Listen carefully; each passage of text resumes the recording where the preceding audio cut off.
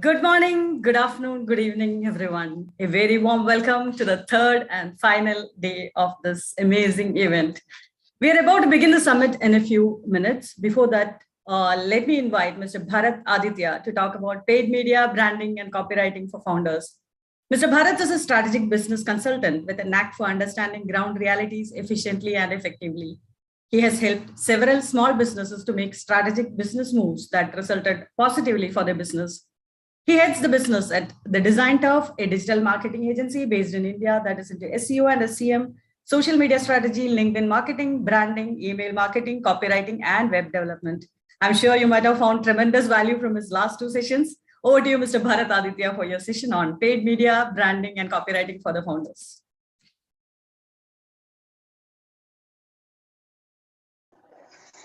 Hello, one and all. I think the third day, I have already been adjusted to the GCPIT's hot temperature in hosting third back-to-back session. We are already facing heat waves in India, but we are already facing cold waves in India for GCPIT hosting three back-to-back days of summit. I think a lot of massive support to all the entrepreneurs, students, and youngsters, volunteers who have been there from Aparna ma'am and Santosh sir. My first gratitude goes to the whole GCPIT team for organizing this in a humongous way.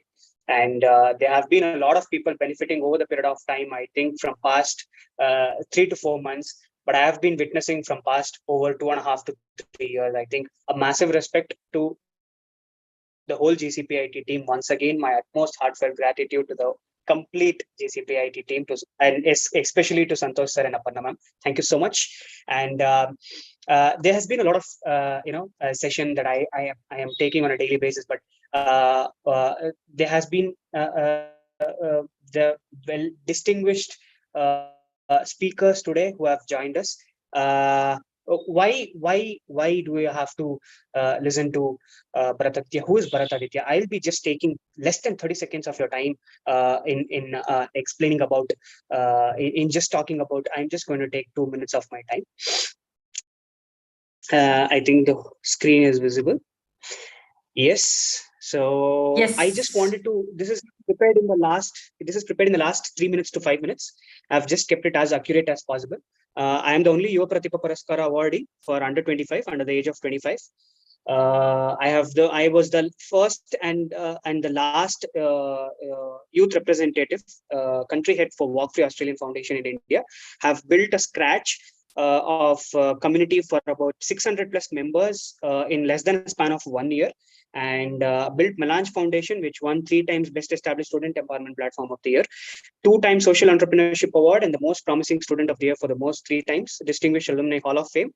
Have shared stage with IBM and a lot of Cubic consulting companies, Mercedes-Benz, Ashok Leyland, in volunteering. And one of the most important things, we are all speaking of SDGs. Even to the GCPIT team, I think it might be very surprising, but I have been awarded by World Merit, United Nations funded organization called as World Merit. It is from United Kingdom, UK. As the best SDG promoter from India. They have awarded me and my team members for. It came directly. The letter of award came directly from United Nations headquarters from the UK, right? And it has been an exemplary performance. So we have been promoting SDG from past 7.5 years right now. So I have very less time. That's the reason I'm actually speeding things through, but I'm very sure that distinguished members over here will be able to really understand the pulse of the whole meeting being set up, and we would want to hit on the card. I am one of the speakers for World Book of Records, and we have an agency called as the Design Turf. This was made for a pool of talent people who are exemplary in terms of design, who have worked on a lot of international award schemes, and who have worked with companies like Group M and who have been mentored by large media corporations as well, internationally and as well as Indian media corporations. And a lot of consulting has been done. So I will quickly go through the slide that I would want to show. And yes, and just glancing through, because I've shown this PPT in the last 2 days, so I'll be just glancing through. This is the work. This is the kind of work we have done for fintech, edutech, hospitality. Bharat, industry, we are not able to see your screen. It's still the same screen I'm seeing. Okay. It's not changing, is it? No, it's not changing for me. Just 1 second. I think I will reshare it again.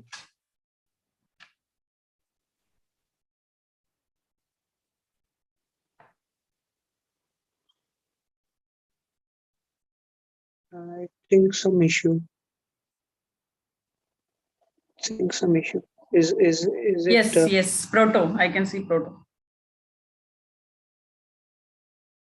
Is it audible? Is it visible now? Right. Yeah. Yes. You can put it in full screen mode. Yes. So we have been working for. We started as Hiking Rich, and today we have a subsidiary entity which is core into solution design and marketing called as Proto, which falls under Design Turf category. So the name speaks it all. So what are we into? We are into strategy, copywriting, development. And last 2 sessions we have spoken about how design strategy has been implemented. Today, I will be particularly speaking about the conversions on a practical scenario, what we have executed and what was accomplished and what was done. Case studies of marketing, that is what, and I would be showing you. Yesterday, I spoke about how impactful design plays a formula in every human being's life. Once you have to either go for a purchase, or you have to crack a deal, or you have to have your brand visibility, and how personal branding, either for an individual or an organization, it may be profit or non-profit organization, plays an equivalent role in today's internet life. So this is for one of the client. Due to certain sensitive things, we are not supposed to share the client name until unless you become our client. But still, this was the amount of dollars that is being spent on a brand and for an athleisure brand, and that was the conversion that they have found, 450% return on ad spend. And I would just quickly go through the next two slides. I would also introduce my teammate Sai Krishna, who has handled a 700 crore turnover organization and has been a backbone. Design Tough is because of him. He is the founder of Design Tough, and the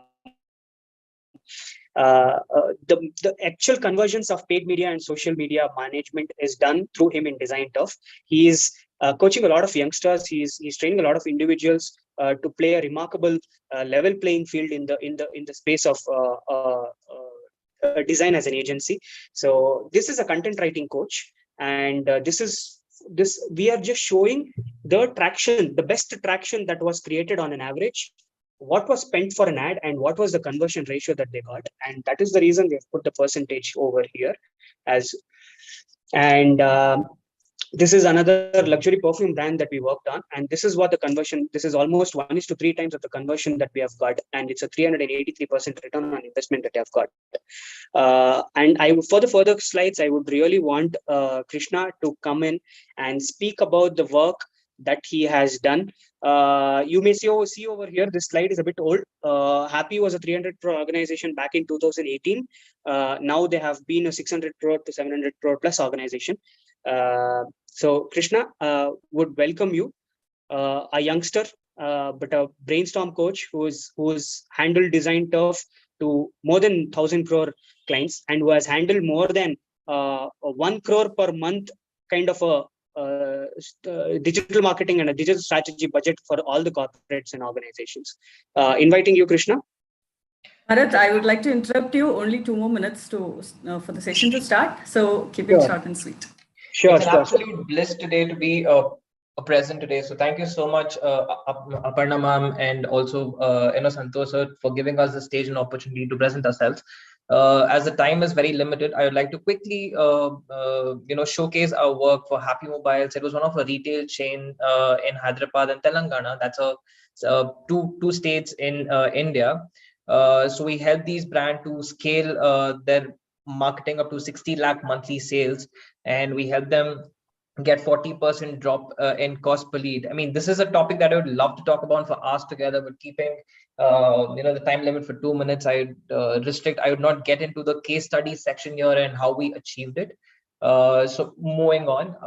So results. So these are the results. 97 lakh in monthly sales was the time that we hit for this brand at one point of time, and it was a constant every month generation of 3 lakh to 2 lakh and 2.5 lakh revenue on a monthly basis, on a daily basis is what we could help them. And these were social media concept ideations and copywriting that we helped the brand in their engagements and to get more followers on Instagram and then grow their audience organically without spending a dime on paid media marketing. And these are the concept ideations again, and these are the social media calendar ideations which we did for the brand, the copy, the headline, the topic, all of that. Right. And moving on, so this was another brand that we worked with. Areka Tea was the brand, and brand awareness, which the main intention of the brand was to generate awareness for their product. So we helped them reach more customers across social media. We hit 92 lakh unique accounts month on month. We help them strategize, manage, and grow their online presence.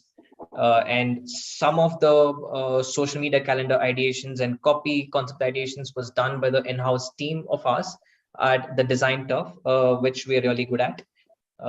Moving on.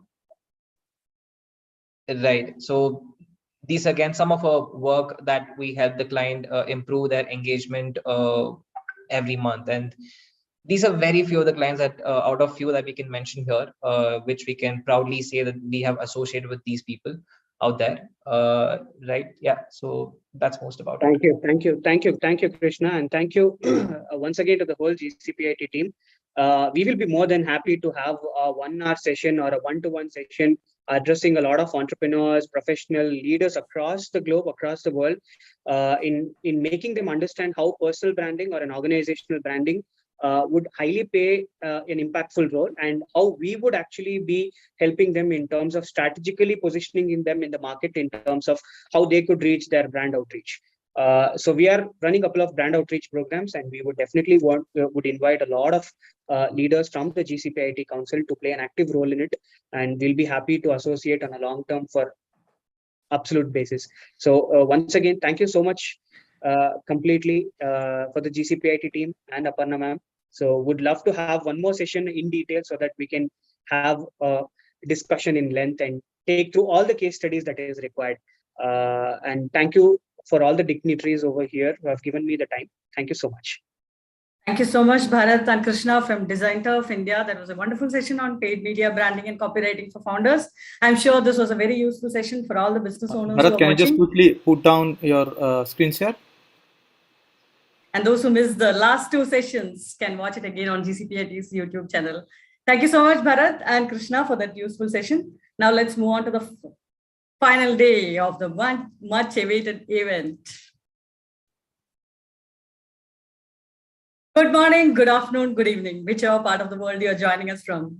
GCPIT UK, Global Council for the Promotion of International Trade, Global Founders Council for Sustainable Development, along with our impact investment partner, Tacit Growth Strategies LLC, is proud to welcome you all who are joining from different parts of the world to this prestigious event, SDGs Global Founders Council Summit 2022. I'm Aparna G. Kumar, the Global Co-Chairperson of GCPIT and your host for this event. We had amazing sessions on day 1 and day 2, and today we are on day 3, the final day of the 3-day summit. And on behalf of GCPIT, once again, I wish to express our sincere gratitude to all our chief guests, keynote speakers, and all the founders who are presenting their powerful sessions on sustainable development. We are grateful to our impact investment partner, Tacit Growth Strategies LLC, for their unconditional support on this summit. We are live on all our social media platforms, and we welcome our viewers on LinkedIn, Twitter, Facebook, and also on our GCPIT Global YouTube channel. As you all know, Global Council for the Promotion of International Trade, or GCPIT, is one of the fastest growing organizations based out of India, South Africa, UK, US, and UAE, with board and council member representation across the world. Founded by the visionary leader, Mr. Santosh Ganesh, in the year 2020, GCPIT has been growing at an exponential rate with support from global leaders from across the globe. We now stand proud with the launch of the Great Leaders Council and the 20 Global Alliances for the advancement of SDGs, 3 global magazines, the Sustainomics monthly newsletter, and the Impact Runners web portal for supporting businesses focusing on sustainability. Now we are on a mission to impact 100 million entrepreneurs and leaders by 2030. The realization that business leaders have a huge role to play is the reason for the formation of the Global Founders Council for Sustainable Development and this summit. We aim to promote sustainable business models and best practices to the nationwide creation of new industries over the medium to long term. All the 20 global alliances have been formed to take the Global Sustainable Development Mission forward. Personnel from industry, academia, and the government will work together in these alliances and go back to the basics of sustainability, investigate and make recommendations on the application of technology, solutions, best use cases, and the required industrial structures, systems, and rules. At this juncture, we would like to invite the participation of companies and experts who endorse these aims and initiatives to be part of GCPIT's Global Sustainable Development Mission. We invite you to join the 20 different global alliances for the advancement of SDGs, the Great Leaders Council, the Global Founders Council for Sustainable Development, Global Alliance for Water, Sanitation and Hygiene, Global Alliance for Good Health and Well-being, Global Alliance for the Future of Education and Future of Work, Global Alliance for the Future of Food and Agriculture, Global Alliance for Industry, Innovation and Infrastructure, Global Alliance for Sustainable Cities and Communities, Global Alliance for Clean Energy and Transportation, Global Alliance for Climate Change and Environment, Global Alliance for Sustainable Fashion, Global Alliance for Financial Inclusion, Global Alliance for Sustainable Economic Development, Global Alliance for Poverty Eradication, Global Alliance of Angel Investor and Venture Capital Networks, Global Parliamentary Alliance for Sustainable Development, Global Workforce Development Council, Global Alliance for Sustainable Production and Consumption, Global Alliance for Peace, Justice and Strong Institutions, Global Alliance for Sustainable Media and Publishing. This is a huge mission, but I'm sure if we all come together, we can make this happen. Let us be the change we wish to see in this world, as Mahatma Gandhi said. And now it's time to celebrate day 3, the final day of the 3-day SDGs Global Founders Council Summit 2022. We begin with a very special person joining us now to deliver the keynote address. She is the founder and CEO of Africa Women Enterprises. She is an MBA from the University of Liverpool in the UK and a mentor to businesses across various sectors. She believes that entrepreneurs and startups have a huge role in job creation and skills transfer in South Africa and across the continent. The upliftment of women and girl child is a particular focus. She is a volunteer for the South African Police Services as a first responder at crime scenes caring for victims of crime. Africa Women Enterprises plans to use current and future technologies in 3D printing in the construction industry, water tech, and renewable energy tech sectors to disrupt, challenge, and enhance the status quo of life for people across the continent of Africa. Let me proudly invite Ms. Nicole Petit for her keynote address. Over to you, Nicole. Thanks, Aparna. I just have to apologize ahead of time. My voice is not great. I just am also playing with the screen, just trying to get it full screen. I'm not sure if it's coming on full screen. Sorry, you just let me know. Have you started sharing? We are not able to see. I know that you had COVID and we really appreciate your commitment. Let's try and see. Here we go. How are we going? No, we are not able to see the screen. Okay. Sorry. Not with it at the moment, I must say. Should I try sharing? Yes, please. Yeah, you can start. I'll try sharing. Is that any better? Do you have it? Not yet. Let me try sharing. Thank you.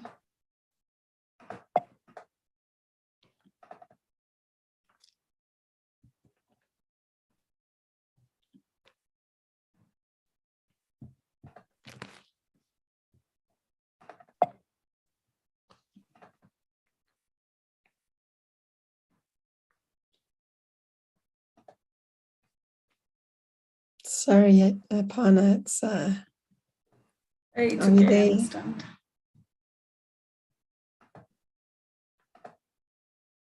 Are you able to see my screen? There we go. Yeah, I can see it.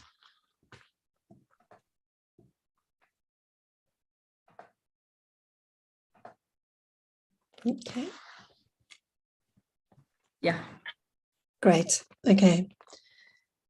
So good morning, good afternoon, good evening, as Aparna says, to everybody, wherever you may be in the world. I'm speaking about why sustainability is important to driving business success and what can we as leaders do to ensure that sustainability goals are achieved. Sorry, I can't drive this. The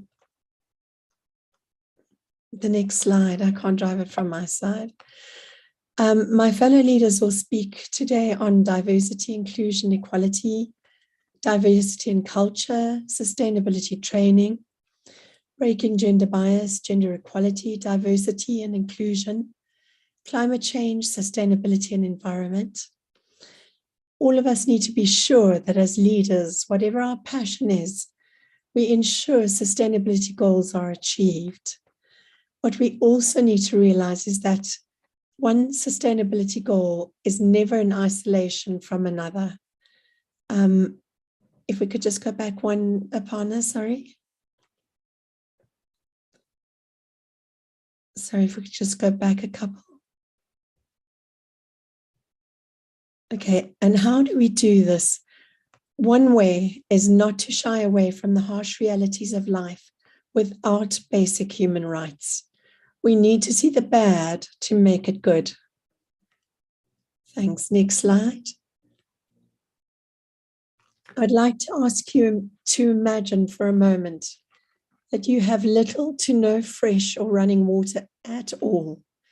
This is a violation of SDGs 1, 2, 3, 4, and 6, just at face value.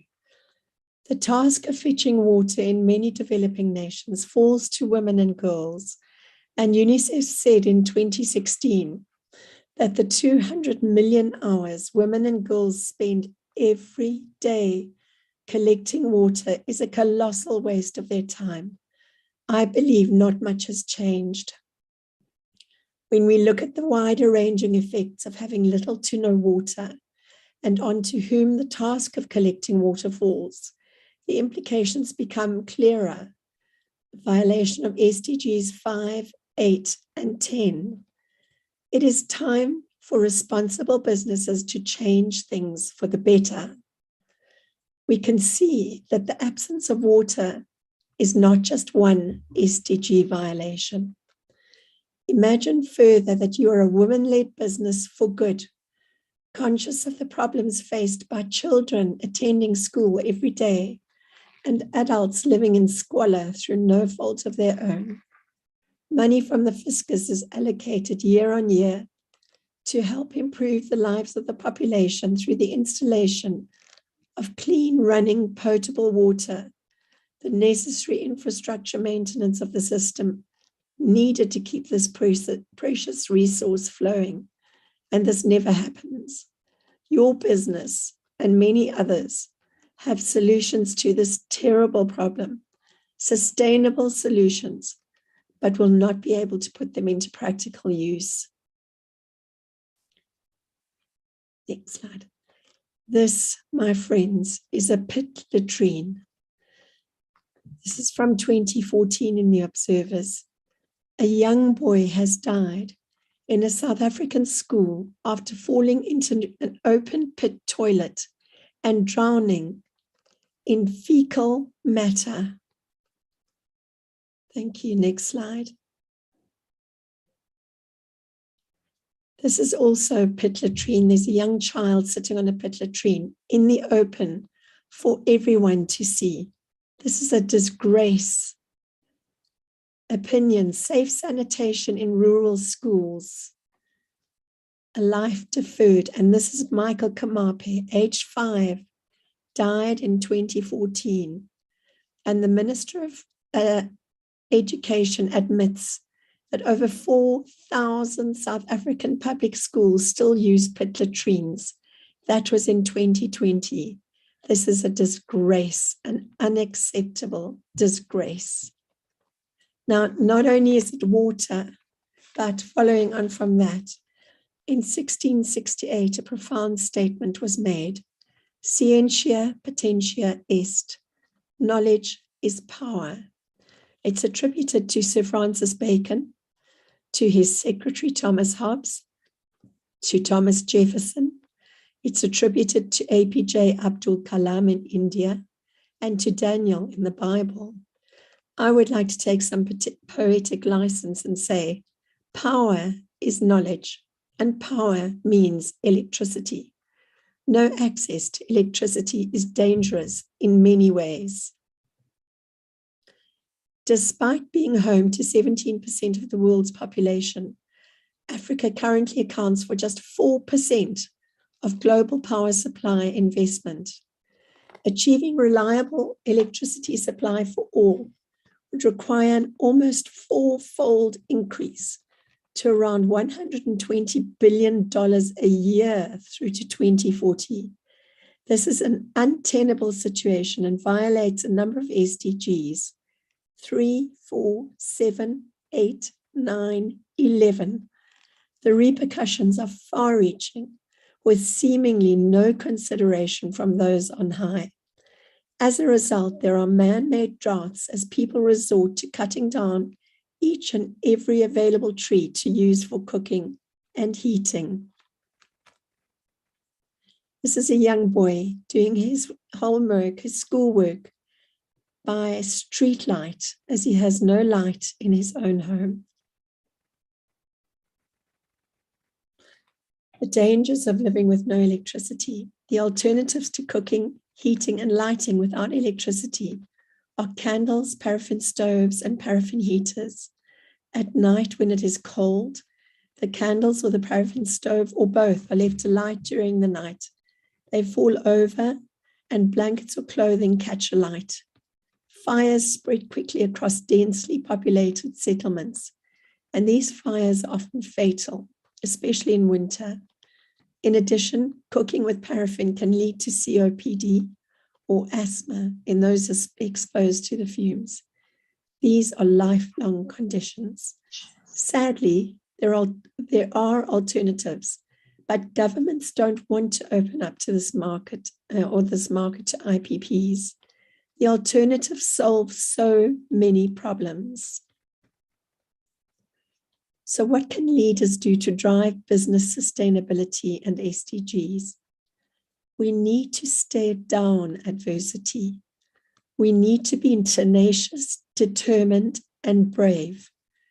We need to stick to our plans and never give up. We need to keep our goals in sight always. We need to remember we are capable, and we must encourage critical thinking skills in generations to come. We need to start speaking of generational sustainability. This must become a new buzzword. We must constantly ask questions of the powers that be. If governments are failing, challenge where possible. Be passionate about your message and your mission always. Revisit your business plan in respect of the SDGs you are addressing often.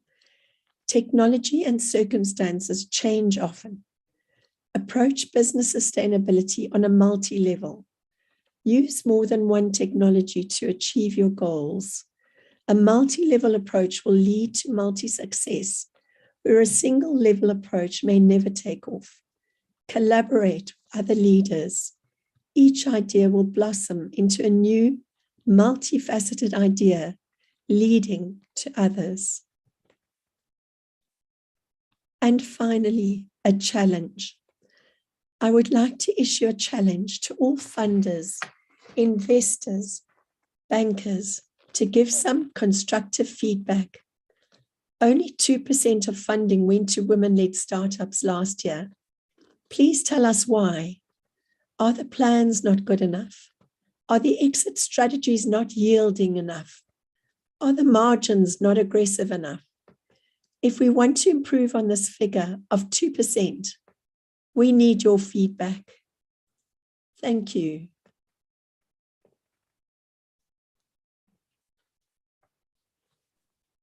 Thank you so much, Nicole, for this, for sharing this serious issue.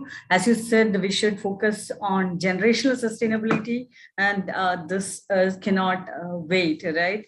And really, I salute your commitment for coming and speaking today, even though you were, facing a very difficult time. Thanks Looking forward, yeah, looking forward. Let's work together to change the situation. Now it's time to listen to our chief guest. She is a pioneer in sustainability, CSR, and environmental management based in Milan, Italy. As the founder and director of Eticampien, she offers clients a forward-thinking and full-service provider of sustainability management and communications, consulting, training, and coaching services. With over 28 years of experience in the field, she partners with environmentally and socially responsible corporate and non-profit clients to create a culture of sustainability, pursue ethical actions and responsible leadership, and find the right balance among economic, social, and environmental policies to drive sustainable business prosperity, lead for the common good, and enhance brand reputation. She's on a mission to empower old and new generations of innovators and sustainability leaders to emerge by helping them define their purpose, vision, strategies, and goals. We are proud to have you with us today in our summit. Let me proudly invite our chief guest for day 3 of the SDGs Global Founders Council Summit, all the way from Milan, Italy, the founder and director of Eticampien, Dr. Paola Fiore. Over to you for your address, Dr. Paola. Thank you so much, Aparna and Santosh. And I'm really grateful and honored to be speaking at the last day of this incredible event. And my sincere acknowledgements and compliments to all the previous speakers and colleagues, and to your efforts is really, really important. And I would also thank you very much, Nicole, for her very inspiring previous talk. And I would like to share with you, to get started on this third day, what is the vision that inspired the 17 Sustainable Development Goals. And I would like to invite you to bring with you the keywords that I colored in green and orange, and make these keywords yours in personal and in your professional life. So let's see this together. What is the vision? This is about a new agenda, and this new agenda is a promise made by leaders to all the people of the world, everywhere they are. It is universal, integrated, and transformative agenda and vision for building a better world. It is an agenda for the people, first of all, to end poverty in all its forms. And it's also an agenda for the planet, that is our common, unique, and beautiful home. And it is also a vision for shared prosperity, peace, and partnership at all levels of society. And mostly at this moment in time, it reminds us the urgency of climate action. And it is also rooted in gender equality and the respect for the rights of everyone on our planet. And above all, it pledges to leave no one and no territory behind. And these are the words of Ban Ki-moon, the ex-Secretary General of the United Nations. So let's focus now on what are considered to be the 5 key pillars of the agenda of the United Nations for sustainable development. Usually, as you can see from the slides, there are 5 key pillars. So we start from the people. We shared about ending poverty and hunger in all its form. And what is the main purpose? Is that of ensuring dignity, equality to everyone.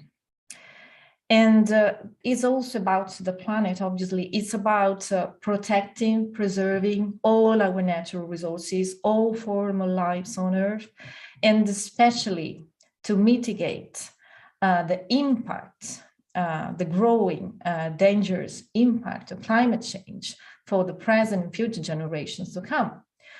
And it's also about prosperity. And I would like to highlight here, we're not talking about growth. We are talking about prosperity that is very much different from the traditional concept of growth in economic and financial terms. It's about ensuring a prosperous society and the fulfilling lives for everyone, so that each of us in every place in the world can live in harmony with nature and not fighting nature for our own needs. There is another key pillar, and it's about the partnership. And this pillar is consolidated within the 17 of the Sustainable Development Goals. And this is, I would say, one of the main goals of this event, an incredible initiative, because it's about implementing the overall agenda by building a solid global partnership. And finally, there's the 5th key pillar that is within the 16 Sustainable Development Goals. It's about fostering a peaceful, just, and inclusive society. And unfortunately, once again in Europe, we are in times of war, not talking about all the other conflicts, unfortunately, still going on in many parts of our planet. But I believe that there's a missing piece in this vision, and that should stay as the 6 pillars of the vision of the agenda of the United Nations. And it's about the purpose. It's about the purpose because let's think about our promise and the promise of the vision of the United Nations for 2030. So what is the promise? What is our promise without our purpose? So we do need to reflect on what is our purpose as individuals and also as human beings, part of our society, so that we can become and be more and more the stewards of our planet, because we need to move faster towards a planetary stewardship. We are, let's say, destroying most of our biodiversity, natural resources. So we already, let's say, achieved some of the tipping points, so-called by the climate scientists. So we do need boldly and very urgently to, let's say, create or reestablish a safe operating space for humanity, so that we can preserve life on Earth for humans, but also for all living creatures. So, as Nicole previously well said, and I'm sure inspired already us all, our society, industry, trade, commerce, everyone really must move as fast as possible towards a real net zero carbon path. And why I'm saying real? Because what is happening, unfortunately, is that we are hearing more and more to a lot of corporate net zero pledges. We can, let's say, think about the last COP26 in Glasgow in last November. So obviously these pledges are important, but there's a big but. Now they must be backed by credible climate action, or there's a big risk that the limitation of this approach, that is, let's say, good in his intention, could undermine climatic neutrality. So we also need to understand that achieving a real net zero path by maximum the half of this century, so by 2050, less than 30 years, everyone, and business obviously is included, must, let's say, consider act on climate as the best economic and social option that we have. And actually, I will say, based on the last IPCC reports, International Panel on Climate Change, that is the main institution within the United Nations dealing with the science related to climate change, is our only option right now. So it's the best, but it's only the only one. In order to transform the future, but I will say also the present of our economy, industry, trade, and obviously society.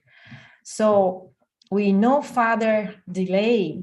All businesses, all governments must become and be courageous, must be bold, and together we must turn those ambitious pledges into practical action to achieve concrete results, both locally and globally. And this is because the climate crisis that we are seeing day after day, we are just assisting in these days in all the Indian continent and all the around countries, incredible higher temperatures, and we are just at the end of April. So the worst is still to come. Consider what is the opinion of the majority of the climate scientists. So the climate crisis calls us now urgently for unity of purpose, and that's the importance of the purpose, and bold action.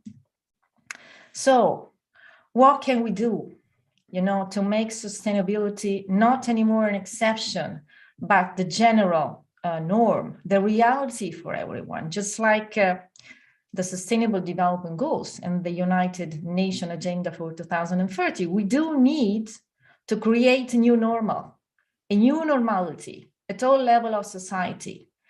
And what can help us in remind this main goal is the overall structure of the Sustainable Development Agenda. So just like each of the 17 SDGs are important in itself, just like each of us as human beings, at the same time, all of these SDGs are interconnected. And we cannot achieve the 2030 UN Agenda if we do not achieve altogether these 17 goals. So obviously, creating a new normal might be not easy, might be challenging, but I really would like to challenge everyone here for the positive. So let's try to think about what can be, a good way or a better way to, let's say, productively challenge the current status quo. And just like challenges, we have lots of opportunities. Let's think about the renewable sectors, for example, or the circular economy, for example, and many, many other specific areas related to sustainability. Obviously, there are opportunities because we do need to identify those new opportunities and other promising area for developing a real sustainable and responsible business. Obviously, we also need to be inspired and also inspire other people, and especially our colleagues at work, our management team. How can we, let's say, empower them, inspire them to make a shift in their thinking, in their operating daily work, in their, let's say, planning and organizing within our organizations? And obviously, we do need to check. We do need to check continuously. So diagnosing is very important, especially when we work within organization in teams. We need to find those best entry points for innovation. And here, innovation, and especially eco-innovation, is another key part of our work towards creating a new normality. And I'm moving towards the close of my presentation here. So we must realize with no further delay that time to act is now. Not tomorrow, not in 12 months, not in few years. Is now, is today, is every day. And as already Nicole addressed it previously, there are two main questions that I really would like to invite you all to think about. And please remember that these two questions are not static. They evolve with yourself, with your knowledge, with your company. They evolve with the time, and so evolve the answers. So, for example, why is sustainability so much important right now for any business success? It doesn't matter if it's a small, medium, or large company. Because today, sustainability is not just a strategic opportunity, to continue your business, to continue to get a competitive advantage. No, it's not that anymore. it's key because within your sustainability strategies, plans, and programs, you need to include also climate change and global warming issues, because they do affect a lot your overall business. Let's think about your supply chain, for example. Let's think about all the natural resources that your business process might need to prosper. So also integrating these two key issues, and here obviously is the Sustainable Development Goal number 13, but obviously all the other goals related to, let's say, the biological or ecological aspects of the agenda needs to be included into your business organizational structure and into the governance also of every organizations. And the last questions. So now that you are understanding the importance of integrating sustainability into your business, and I would say also into your life, everyday life. Now that you are taking this commitment to yourself, to your stakeholders, to the present and future generation, how can you demonstrate your commitment to all the other people in public? So here I just put as hopefully a way to inspire you what I do, what I usually do. And this is just a few points, the main ones. So for example, I spoke a lot previously about listen to the climate science. That's key, that's fundamental, and it will be even more important in the next years. So please embed in your policies, in your strategies, the most important science-based targets. And also, don't be afraid, to communicate your own story. And there needs to be the story of climate change and climate science at the same time, and the impacts on your company and also on the rest of your stakeholders. You also need to develop holistic systems and programs for your own sustainability within your organization, because please remember that we don't have one only framework, one only model of sustainability. Every company, every business can create its own sustainability model and framework. And obviously, we do need, especially to preserve peace, to leverage trustful, collaborative conversation. Without trust, nothing can happen. Nothing good can happen, I would say. And finally, this is what I do also right now as I'm speaking to you. Please find your own ways to advocate for climate justice, especially to support the most vulnerable communities and especially the youth. And I would like to close by reminding you and also myself that sustainability is mainly about the people, the planet, and prosperity. And please remember your purpose. That's also fundamental. And by integrating all of these aspects, the economics part, the societal part, and the environmental part, together, we can help solve the biggest challenge of our time. So thank you very much for inviting me. And I give the floor to you, Aparna.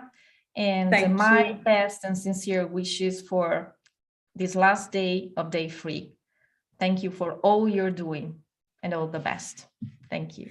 Thank you so much, Dr. Paula, for that inspiring session. Thank you for joining us today and enlightening us with your experience. You and Nicole reminded us about the urgency of taking action towards a sustainable world. Actually, I'm still in shock seeing the pictures Nicole shared. I'm still not able to believe in a world we are all still alive. Children are dying, falling into fecal pits.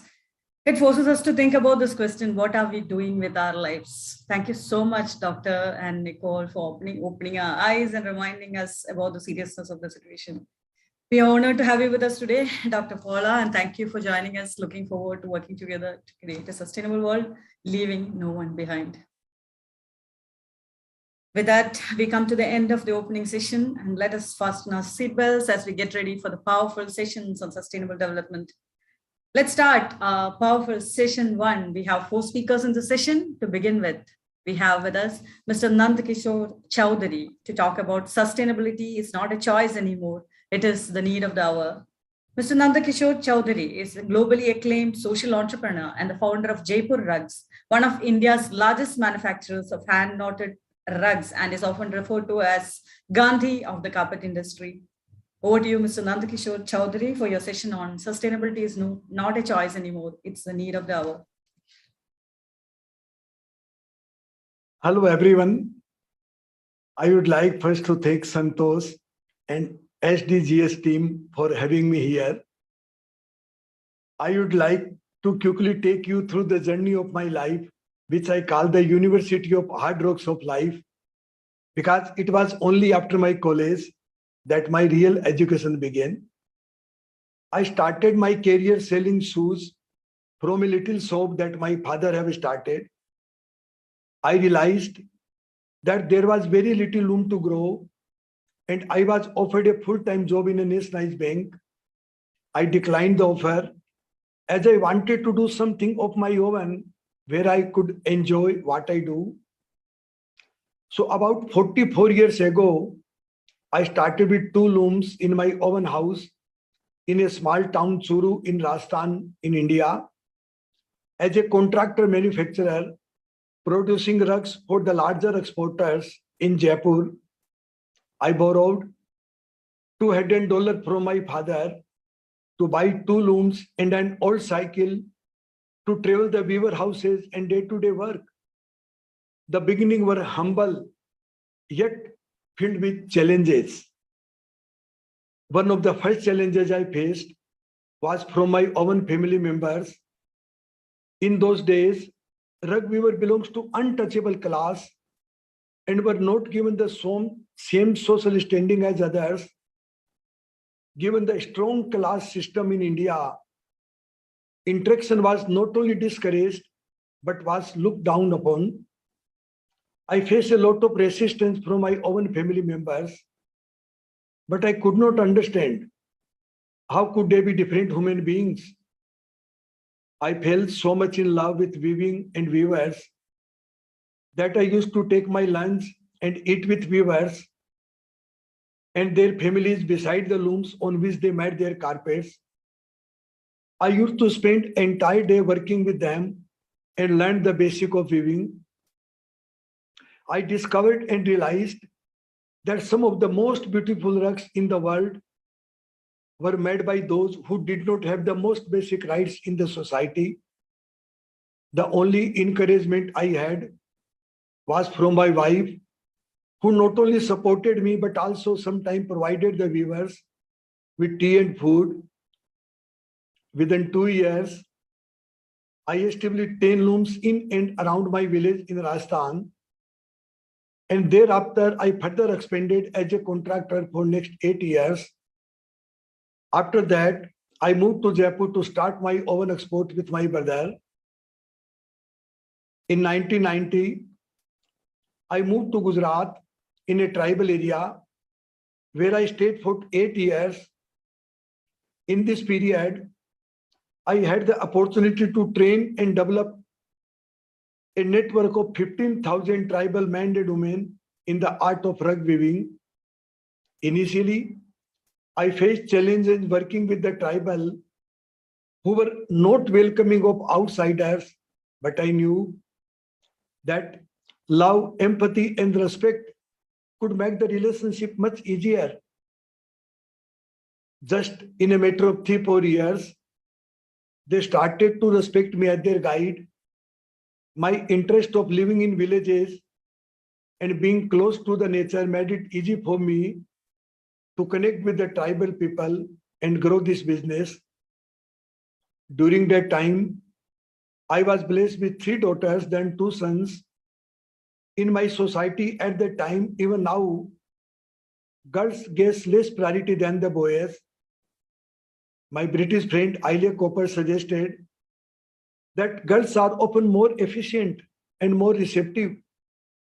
So my wife and I treated all our children equally, sent the girls to study in America, even though our family tradition strongly disapprove of sending a girl abroad alone.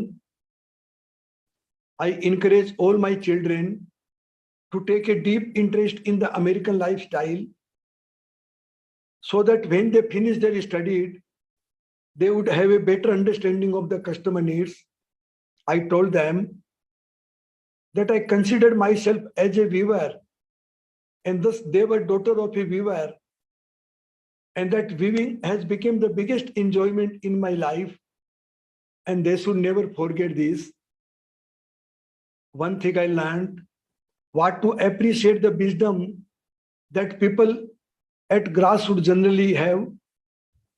Women manage home, food, children, and budget, and still take time to weave the carpets. They are probably some of the best managers in the world. In 1999, I separated from my brother and started Jaipur Rug from zero. I also established a company in USA to move closer to the customer. Initially, I had little knowledge of business and finance. As I spent my time with the weavers in villages, as a result, I had to face a lot of problems and failures. And it was one of the most challenging moments of my life, where I had to learn the things which I did not learn in last 20 years of my life. In 2004, we set up Jaipur Rug Foundation to bring change in the life of our artisan by nurturing the human connection at the grassroots. We do this by creating program on skill development, leadership development, and social development.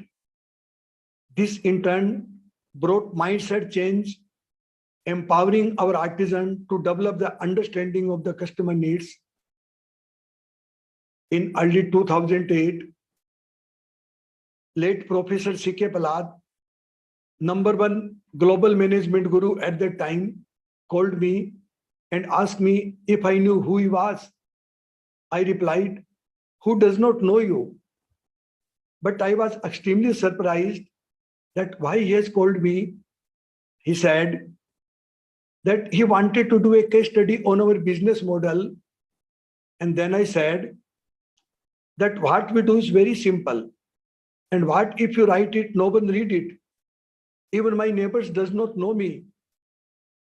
But he explained me that our global supply chain was very unique by connecting the world poorest of the poorest with the richest of the richest, by enhancing capability at the grassroots. I believe that innovation will be a key for Jaipur Rug to grow further. I saw our artisan as human, but my daughter Kavita went a step ahead and saw an artist in them.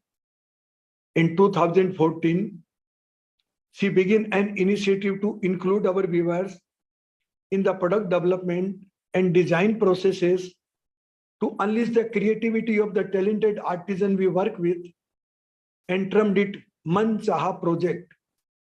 Man Chaha in Hindi means freedom to design, so that the artists put in their heart and soul. Today, Man Chaha project has won over 9 global awards. In 2017, one of the artisan, Bimla Devi, who has never been out of her village, never went to school, surprised the world with her simple yet magical designs that went on to win the German Design Award. And she went to Germany to take the award herself. One more initiative is Freedom Man Chaha, where we work with jail inmates in Rajasthan. Under this initiative, we started weaving centers at jails, allowing the inmates freedom to express themselves through their original design. The experiment soon became a creative expression of the inmates. Their design sense is very different from the rural women we work with. They make kites in the open sky, wishing to fly like them. Telephone towers, hoping that someday they will connect with their families. The honest expression became popular in the architect and home decor community very quickly. The inmates found a way to have meaningful time and also help their families financially while in jail. Seeing the improvement of these inmates, the jail authority have released some of them early, while others are put in open jail where they are free to move around and work. My future vision for Jaipur is to create the best artisan proposition where each and every of our artisan will become the artist and shall be connected with the world of design. This shall allow the artisan to a greater share of the wealth they produce. Furthermore, I see Jaipur as a platform of connecting the end consumer with the artisans so that they can both emotionally connect with each other. This shall lead the ultimate level of dignity of our artisans. In 2019, Raj Sisodia, founding member of Conscious Capitalism movement, in his book, The Healing Organization, explained how a business can heal the society and heal the customer together. In his book, he published a case study on Jaipur on the power of innocence. I believe innocence would be the future of the management sciences. Innocent people have the power to see and understand things others can't. And this will transform the world around the world. This will transform the business around the world. I often say that we don't sell carpet. We sell family blessings. We sell experiences. We sell stories. And if you want to buy our carpet, that is totally free. When our customer buy the carpets, he gets the blessing of our artisans, and our artisans receive back the healing which comes from the customer happiness and warmth. This completes the circle. We call it totality. I would like to end by sharing a small experience I had when I was in college. I had a very strict college professor of business administration. He came to my classroom and called out my roll number and asked me to stand. I got scared as to why he was asking me, as I was a very disciplined student, and I started to think what wrong I might have done. Then he took out a test copy and showed to everyone in the class saying, "Look at the answer this boy has written." The question was, what is the definition of business? And what I replied was, business is next to love. Business is next to love. It is the creator and preserver of civilization. The professor then said, this boy will become a different businessman one day. Thank you. Thank you so much, Mr. Chaudhary, for that very inspiring session. I think you are a living example of how we can build businesses and also our personal lives around sustainable development goals. The way you have raised your daughters, the story of Imla Devi going to collect the award in Germany is giving me goosebumps. How you are maintaining the true essence of artisans, everything is so inspiring to the new generation business people.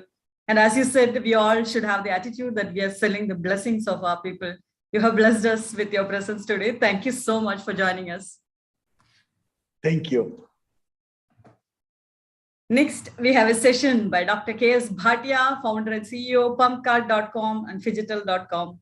He is going to talk about how does SMEs help in achieving sustainable development goals or SDGs. Over to you, Dr. K.S. Bhatia, for your session. Thank you. Before I start a session, I just want to talk about my journey. So I would say I'm a big dreamer. I dream big. I personally believe that, true entrepreneurs should always dream big. And I want to talk about in 1980 when I was 10-year-old. I was watching a TV and our Prime Minister, Mrs. Indira Gandhi, was speaking in the United Nations. I asked my dad, I want to be there in the United Nations. So he said, what do you want to become in life? I said, I want to be an entrepreneur. He said, there's no chance. You will never speak. You cannot go there and speak. Either you have to be, ambassador there in UNO, or either you should be in the politics. You become a foreign minister or the prime minister. So there's no chance. And I said, no, I have to go. He said, okay, then start studying the politics. So my dad was a political science professor. He said, you don't think of to be an entrepreneur. So come under me and I will teach you the politics and then you can go there. But I said, no, I want to be entrepreneur. And being entrepreneur, I want to go there. So, and seriously, this thing happened. As I told you that I'm a dreamer. I dream and, and this thing happened after 38 years. In 2018, I have been called by the United Nations headquarters to come and speak in the United Nations.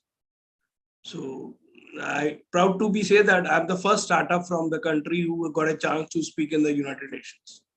So I'll speak on SDG, though, when they came to know that he's a startup came from India and also we spoke more about the startup ecosystem, So here also I'll more talk about small medium entrepreneurs and the startups, who will really play very major role, to achieve these SDG goals.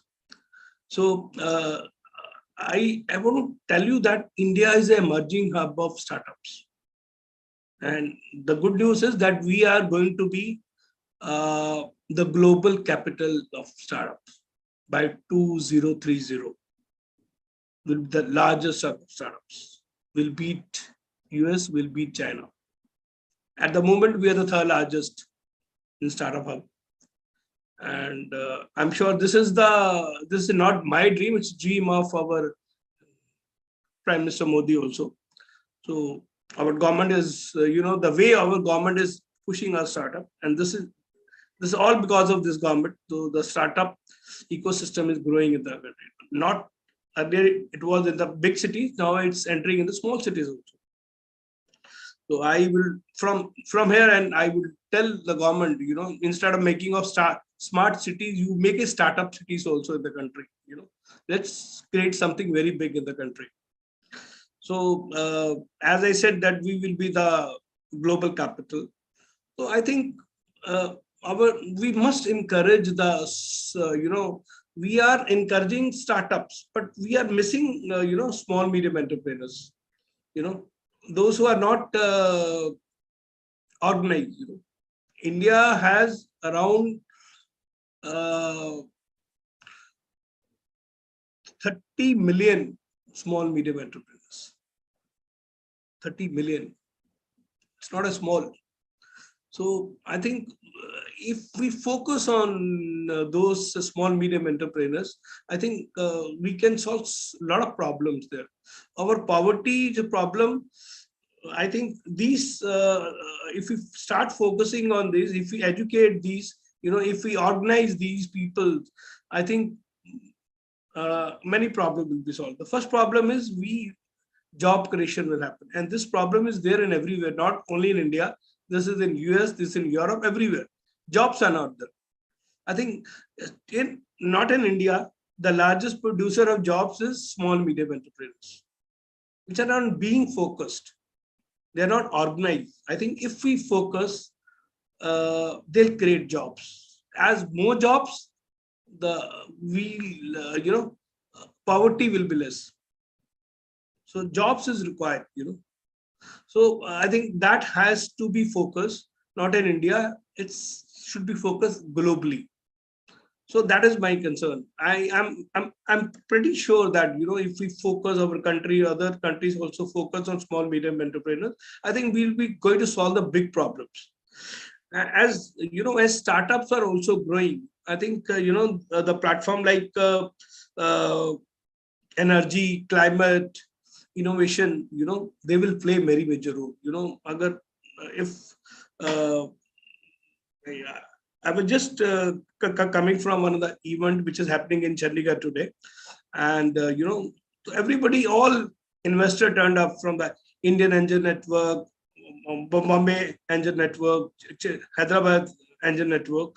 Everybody is focusing now on the startups, those who are working on the energy, on the climate, because this is a worldwide problem. It's not India's problem, and of course this problem is big in Asia.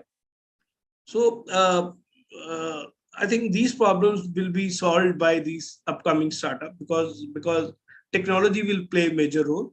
But along with, we have to focus on the small, medium entrepreneurs. We have to educate, we have to organize them. This is a very big problem. They are not organized. We are pushing the startup, but we are not pushing these small, medium entrepreneurs. So if they are the largest creator of jobs. So if they miss somewhere, then we'll miss something very big, So I think we have to push, every government has to push, every country has to push, because this problem is SDG, no doubt, we have to complete these goals. We have to push these goals. We have to sort out all these problems. But, we are not seeing, how we solve these problems. So this is what I wanted to say. So I will not take much time. So this problem is more, if you talk about Africa, Latin America, startup is not emerging over there. I think we should also focus in those countries. I think you people should play some role there to to encourage the startup. Next time, if you do this event, you push more startups should come and speak. They say some word. They might be having more ideas than me also. So I think these countries like Africa, Latin America, and some part of the Asia also, the startup ecosystem is not growing. India, no doubt, India, the government really pushed. Ecosystem is growing in a very fast. We'll be solving so many problems, but few of the countries are still they are not being focused on that. So from this platform, I want to tell everyone that every country seriously has to push the startup. I think they'll be the real game changer. If anything going to change in this earth, only startups will do it. Thank you very much. Thank you, Dr. Bhatia, for that very informative and inspiring session. As you said, true business people should always dream big. Really inspiring to hear that you were the first startup from India to speak at the UN, and I'm sure your story would have inspired a lot of SMEs who are listening. And we have, as you mentioned, we have an exclusive competition for startups working on SDGs globally.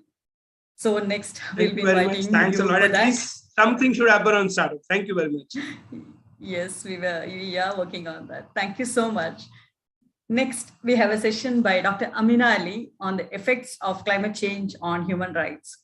Dr. Amina Ali is the founder of Federation of International Gender and Human Rights. Over to you for your session, Dr. Amina. Hi, good morning. Thank you so very much. I tried effortlessly to get the background up and I just couldn't. So bear with me today, but thank you so much. I really appreciate this invitation. Embassy ambassadors, consul generals, high commissioners, diplomats, dignitaries, honored guests, supporters, and local attendees, I want to welcome you. I want to thank you also for this opportunity to be able to speak in this forum on something that is very, very passionate and very near and dear to me, which is human and gender rights, especially its effect on climate change. I don't have a presentation to give to you because I'm going to make this personal. I'm going to speak to you about a young woman named Miriam. Now, Miriam is a bright and curious woman.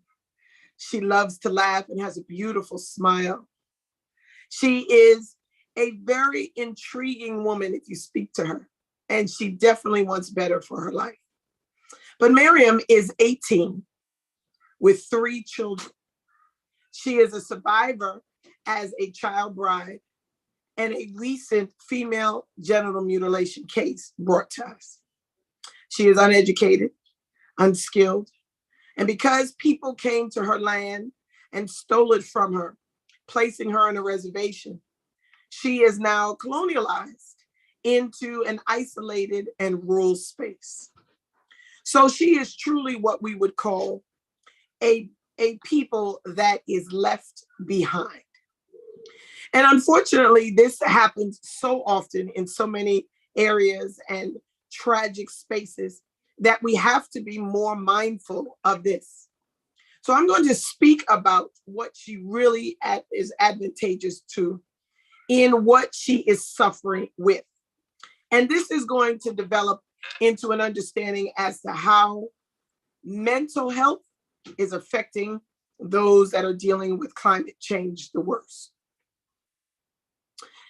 The work that I speak about addresses human rights and climate change advocacies. It begins with the impact of global warming on human rights, like the right to life and the right to physical and mental health. And then it enters into the socio-political and economic deficits that come from such actions. This follows the limits and possibilities of using human rights to address a problem, such as strategic plans to alter the path of destruction. My colleagues before me spoke very, very highly about hurrying up in this mission, making this a foregone conclusion of an expedient action. This also has allowed us to understand that the plan has to be the central argument that human rights can enjoy later on. This has to have a relative high level of dignity in finding solutions and to stop the atrophy under the matters of politics and economics. The aim of this goal in making this an expeditious goal is to study the imbalance between our private cultures of behavior and the public construct of what we see climate change as. When we speak about Miriam, we're speaking about a young lady that has not only been left behind, but pushed behind and been centralized into a demographic that is labeled as other. And this demographic is really the causation of most of the harm. They were already pushed behind before climate change became a source. They were already in a deficit before they understood what they are dealing with in their culture.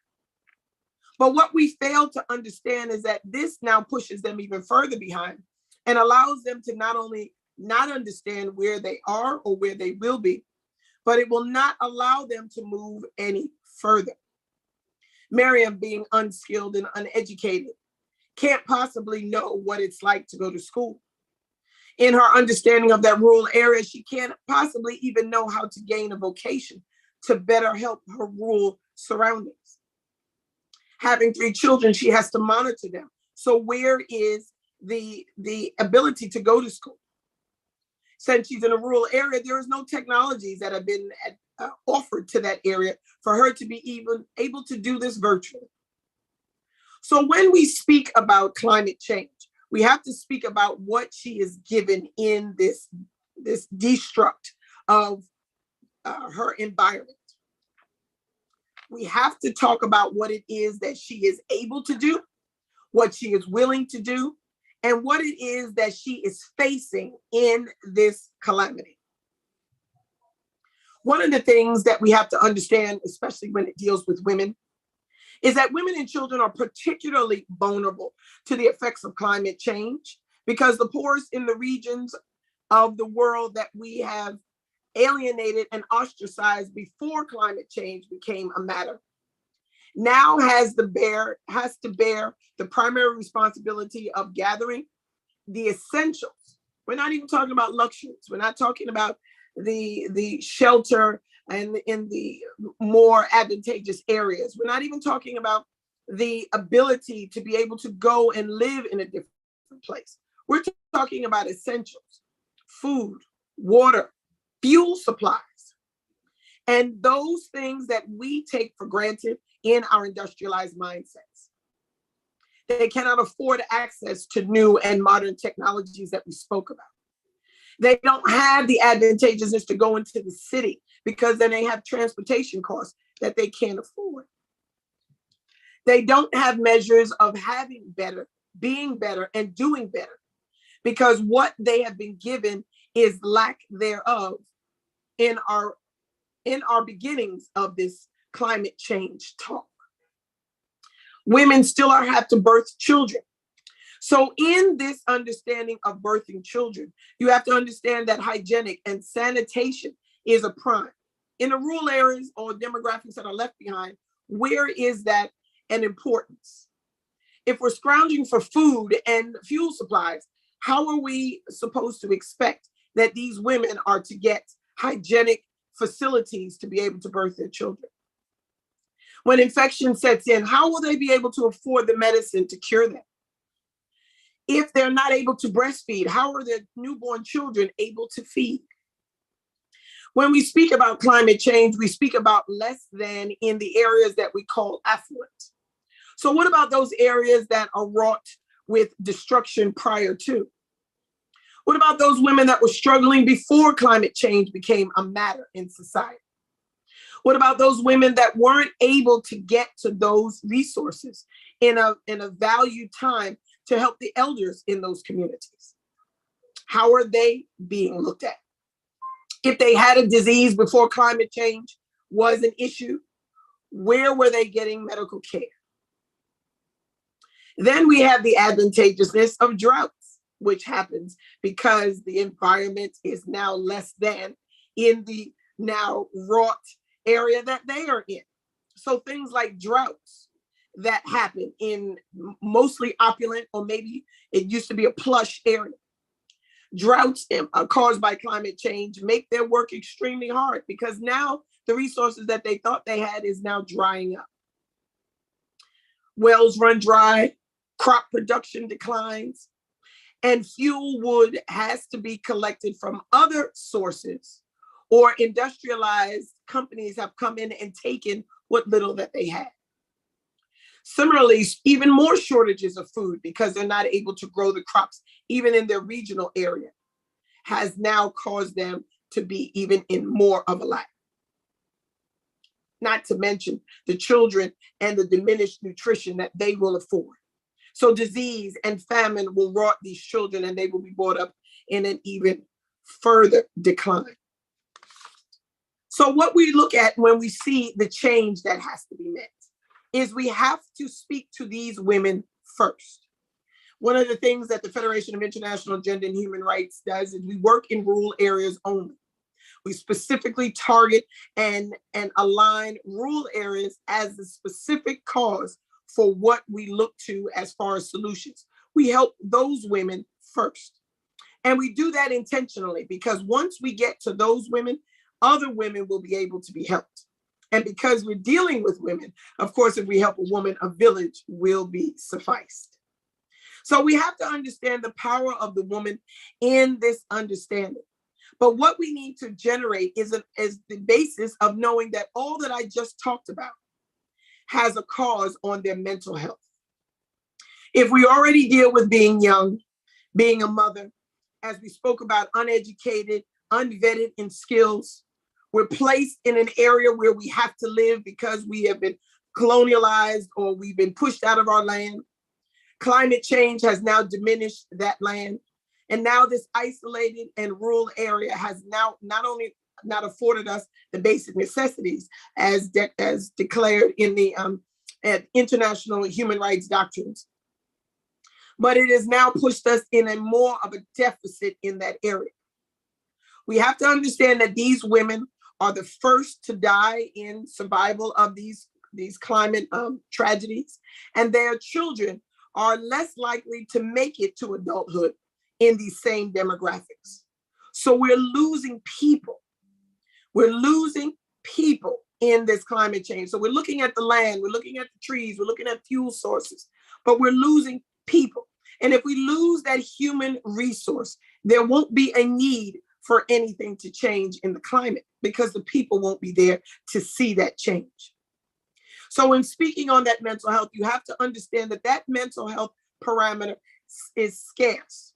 That mental health parameter is one of the things that we have to look to in changing the mindsets of the people that are working toward climate change. We have to come out of that moral injury of understanding that the same people that caused the climate depravity are the same people now caused to change that. You can't get well with the same mind that made you sick. So we have to get new and advantageous people in this place to change the cause and the direction of climate change. We have to allow the same people that are closest to the problem to be even closer to the solution in allowing their voice to be heard in the development of new ideologies. We have to allow these women, children, and youth to be able to speak to what they are dealing with. Bring big corporations out of their land and allow them to be the voice for what they need. This is going to be the will of the people and the continuation of the solution in a repeatable form. This will also allow the people to feel that their land is just as proud and just as good to them as the corporations want to bring out that natural resource or to steal and partition that land. This is not a closed democracy. This is something that can happen in this age. Stop letting big business and corporations come into our lands of refuge and allow the people to have a voice. The mental health behind it is of importance to the people. Women are crying out. Children are in need. And governments and big businesses are still just looking at them as just that, a resource, whether to be damaged or ostracized out, or the colonial mindset in their priority of privilege and entitlement is coming in and speaking for the people. That single story must stop. I am a woman. I have children. And although I have been blessed to be in a land of luxury, I am going back. The diaspora and the people of the diaspora need to go into these lands and fix what is broken with the voice of the people. If they don't, we are all in danger. We cannot use our entitlement and privilege to further the ego and the pride that we have. We have to begin to understand that we cannot change what we broke. We have to let other people come in and understand what they suffer with and what they need and fix it based on their voice. I thank you for hearing me, listening to the words, and making that change in your community. Allow those closest to the problem to be those closest to the solution, and use your power for good to empower them. Thank you very much. Thank you so much, Dr. Amina Ali, for that powerful and another eye-opening session. You're doing an amazing job through the Federation of International Gender and Human Rights. As you said, we need to work toward changing the minds of the people and make people understand that we are losing people to this climate change. And we need to allow women and youth to speak up and allow them to have a voice. Thank you so much for reminding us about the seriousness of the issue. Next, we have the session, The Green Revolution, Green Cities, focusing on UN SDG 11 by Dr. Mandla Lamba. Dr. Mandla Lamba is the founder and CEO of Agility, EV, and Green Tech. Over to you for your session, Dr. Mandla.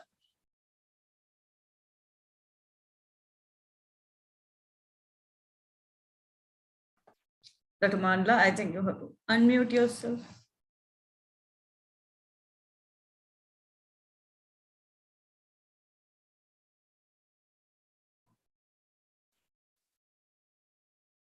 Okay, I think I've got it now. Technology. Great. Thank you so much for having me. It's almost evening in South Africa today. Thank you. I appreciate it. I'll start in introducing our company first. We are called Agility, spelled as AGILITEE. We are the first electric vehicle manufacturer in Africa. We are the pioneers of the industry. We came in the market with two-wheelers, and we ended up with four-wheelers and other vehicles. This opportunity for us is to pioneer, or rather to add value in what the future of the world is. Because if we talk about the new world, green revolution, it is actually the new world. The new world is going to be carbon free. The new world is going to be an environment that we will be proud to leave behind to our children, something that we didn't inherit. We didn't inherit, but instead we came and changed how it was, and we passed it on to the next generation. It is very important for the world to understand that the green revolution, or the green living, whatever word you choose to use for this change in the world, it is not something that's going to happen overnight. It is a transition. There are countries across the world that rely on fossil fuels, as much as they contribute to a bigger deal in climate change. But at the same time, there are countries in this world that will take longer because their GDPs rely on such. For a country that has a GDP that is represented at over 40% by fossil fuels, you can't tell them to shut down what they're doing and moving into the green or carbon-free movement overnight. It's a transition. It's going to take time. And there's also a very big challenge that is necessary for everyone who's working towards this. It is very hypocritical for all of us to push for the change in this revolution of green energy and green living, while we use appliances in our houses that are not green. There are many companies in the world right now, over 10 companies that produce green products, whether it's a television, whether it's a car, whether it's a refrigerator, that are powered by green power, and they consume less of energy and less pollutive to our environment. This green revolution, it is one of the most exciting things to look forward to, because for the first time, we are given an opportunity to shape what we will leave behind. This generation is very blessed than the generation of our fathers before us, because they had to live under conditions and take what was given to them as the standards of the norms. But with us, we've been given a privilege to take this far and beyond by saying so. We have an opportunity as leaders in the green revolution to put a foundation of a new world that we all want to see. We are at the juncture of the end of the old order of things and the beginning of the order of new things. We are the most opportune people on earth this moment. This is a moment where revolution will come together and say, how do we collaborate in making sure that we save Mother Earth, and at the same time, we continue to be a sustainable environment, as though we are not reliant on these fossil fuels and other chemicals that are pollutive to the environment. It is very important to understand this is not going to be achieved without participation from governments. We can do all we do. I'll give you an example. We've been pushing in Africa. It's not been easy. I'll tell you, predominantly in my own country, it's not been very easy in South Africa. It's a new thing. You talk about an electric vehicle to someone in South Africa and say, hey, in Africa, and say, hey, you know, we've got an electric vehicle. A few days ago, I took one of our bikes, it's called Wild Grace. I took it and I rode to a restaurant to go enjoy dinner. On my way out, someone says, I can't hear the noise on this bike. Why is it that I can't hear the noise? And then when I explained that it's electric, it doesn't have that kind of setup. They said, how then does it happen that you have a bike that uses electric? This doesn't make sense. So you realize that it's going to be more, not just of us pushing the agenda, but more of the government playing its part in educating the public. At the same time, as part of the infrastructure of the Green Revolution, one of the things that are necessary is the government has to play part providing subsidies. I know countries like China, countries like the US, India, the governments have already taken up and they are really supporting green, predominantly in my industry, the electric vehicles, providing subsidies and providing incentives. In Africa, we don't have that. It doesn't inspire people to go and say, I want to go buy an electric vehicle. It is not an easy thing in an environment like ours in Africa, where you're going to tell someone who's driving a car and in a radius of about, say, 10 kilometers, there's about 7, 8 filling stations for petrol. And then you tell them to buy an electric vehicle when there's only one in a radius of 20 kilometers from their home. It's going to be, it's a transition, but it is one that will need more collaborations and more support from a government point of perspective. And I also want to state this with these few minutes remaining on my time, that one of the most things that people need to understand with the Green Revolution, the Green Revolution is the new world. The entire new world is set up on a Green Revolution. If you don't believe me, you could look at the statistics of everything moving to the digital world. People don't travel much to work anymore. They work from home. We've got platforms like where we are now, having conferences without traveling. The whole world is taking this shape. And if anyone is in business right now, and whatever you do has nothing to do with Green Revolution, I need to warn you that we will see another wave of COVID-19 taking over that will break the economic system of the world and usher us to what we've been talking about, the Green Revolution, where you will find the United Nations pressing on countries to really push the transitioning into the greener earth in terms of cars and other industries, including housing. And there's a lot of other industries that are part of this. This has got pillars of which are around 11 pillars that set the foundation of the green revolution. I'm grateful that I came here just to share this information, because I do believe, and I've learned a lot from now and again. I come in when I've got a time to listen to other leaders speaking, and it's been very inspirational learning. We have to learn from each other in order to understand each other and also understand what we are doing and what our contribution is on this planet. You know, we've been told that you come to this world, you get what's yours. Predominantly us, as Black people, we've been ushered into that. You know, you come in, you say, I'm going to get what's mine. But the truth of the world is that we are here to contribute. It will not be what we took from the world that will be remembered, but what we gave to the world, the sacrifices we make to leave a better world to our children than we inherited from our ancestors. Thank you.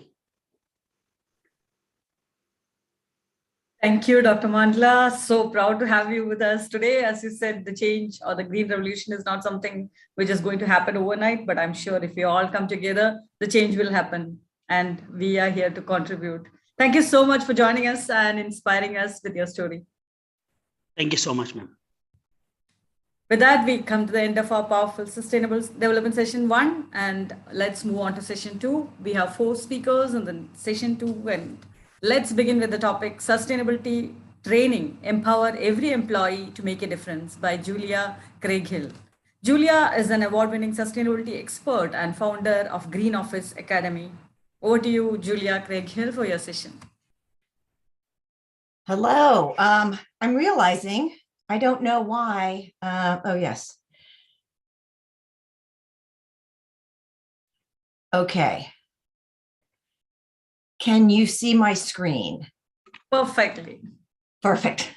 I'm using Yes. Canva, which I haven't used very much, and I've just, okay, wonderful. Hello, everyone. And thanks to everyone who's pulled this together, this wonderful summit. I am learning so much. I'm in the Washington, D.C. area, and to hear all these international perspectives has really, really been wonderful. I've watched many of them. They are inspirational. So on to my session, my presentation. Here's the title, which is my basic premise. Sustainability training is the way to empower every employee to make a difference. So I'd like to start with this ancient proverb, treat the earth well. It was not given to you by your parents, it was loaned to you by your children. And I think certainly in the US, that is not a common sort of feeling. We've leveraged the happiness of future generations for our own short-term benefit for well too long, and the world is at a tipping point. I know we all know this, and we must take action now. So today's presentation, I'll make it relatively short, actually. I'm going to talk a little bit about me and my Green Office Academy, of which I'm a founder. And then I want to answer 3 questions that in one way or another, the organizers wanted us to address. And so I'm just going to go at them straight ahead, which is, why is employee training important? Why is sustainability important to business success? And what are the essential qualities for founders to be successful? Okay, so hello, I'm Julia Craighill. I have a 4-decade career I started out designing and building structures. So the timeline at the right, I have building and then consulting on the left-hand side. On the right are the various jobs that I've had. In blue, they are when I worked for other people. And then in green are my own companies. So going back, a while into my career, I got interested in LEED, which is a green building rating system. And that was 20 years ago, and it was the start of my sustainability journey, which I've been at for quite a while. As you'll see in the blue, this was after I learned about LEED, I became director of green building for a real estate company. And I did that for a while. Then I pivoted to what is known as building performance consulting, still in the building arena, and all while working for others in blue. In 2014, I decided to go out on my own. So I opened my own shop, Insight Consulting. And then my pandemic pivot, as they say, was to start the Green Office Academy. And I'll do more on that next. So the Green Office Academy is the training arm of my consulting enterprise, Insight. Both were established to promote and educate on sustainable business and building operations. So basically, it's around how can you do something with what you have right now. And with Insight Consulting, I've consulted and helped dozens of businesses, from multinational corporations to a 2-person yoga studio, on steps they can take to make their workplaces more eco-friendly. And after that, in my pandemic pivot, I decided to create courses to more widely share the lessons that I had learned. And so that's the mission of the Green Office Academy. I provide on-demand and online courses that can fit into employees' daily routine so they can learn and implement while keeping up with their work demands.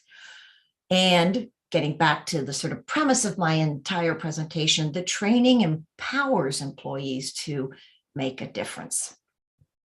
Okay, so on to question 1 of 3 that I'm going to address. why is staff training important? And I would say the answer for that is pretty simple. It's simply essential for corporate transformation. So wherever your business lies in the path to becoming a sustainable business, employee education is the way to make effective headway in sustainability because it provides the factual knowledge to make informed decisions. And it is a factor that helps to cultivate behavior change, which is so important because sustainability is at its basis change management. I think that's self-explanatory. It also enhances employee productivity, performance, and morale, and it reduces employee turnover. So lots of benefits to training. Okay, so on to question 2. Why is sustainability important to business success? I like to think of it in terms of what is known as opportunity costs. Okay, so I've identified 4 here. 1, loss of talent and buyers. Gen Z and millennials think that companies should be taking action to improve the environment. And by avoiding sustainability, companies will lose them both as employees and customers. Okay, loss number 2, or cost number 2, loss of market share. Many companies are aggressively pursuing sustainability in their products and services. They are, in the process, gaining loyal customers that are likely to stay with them over time. So others that fail to commit now will be racing to catch up later or even considered obsolete. All right, cost or loss number 3, loss of money saved. So resources, we know we're constrained by resources such as energy and water. Resources that are used to produce products are depleting rapidly and are therefore becoming more expensive. Enterprises that find ways to reduce the use of these resources will save money now, and that savings will compound over time. And I think that's really important. The sooner you start, the sooner the long-term savings you have. And the final cost is loss of publicity and marketing. Okay, it is not easy to stand out in a crowded field, and businesses, it tends to be very crowded and hard to distinguish yourself. So promoting a company's efforts and their genuine, this is the important part, progress on sustainability will help businesses gain visibility and rise above their competitors. And it's always important to remember that if you're looking into public relations, media outlets are more likely to cover new and exciting trends over those that are more commonplace. So on to question 3, the final one. What are the essential qualities for founder success? And there's so many, but I want to touch on these that are a lot around how you portray your business to the outside world. So you've got to get out there and be brave. I am not by nature a person who likes to publicize and promote myself, but I've learned over time that I really have to do that, but I have to do it well, which really is not about focusing on me, but focusing on my customers and clients. So let me explain a little bit more. All right, first of all, number 1, you have to be nimble.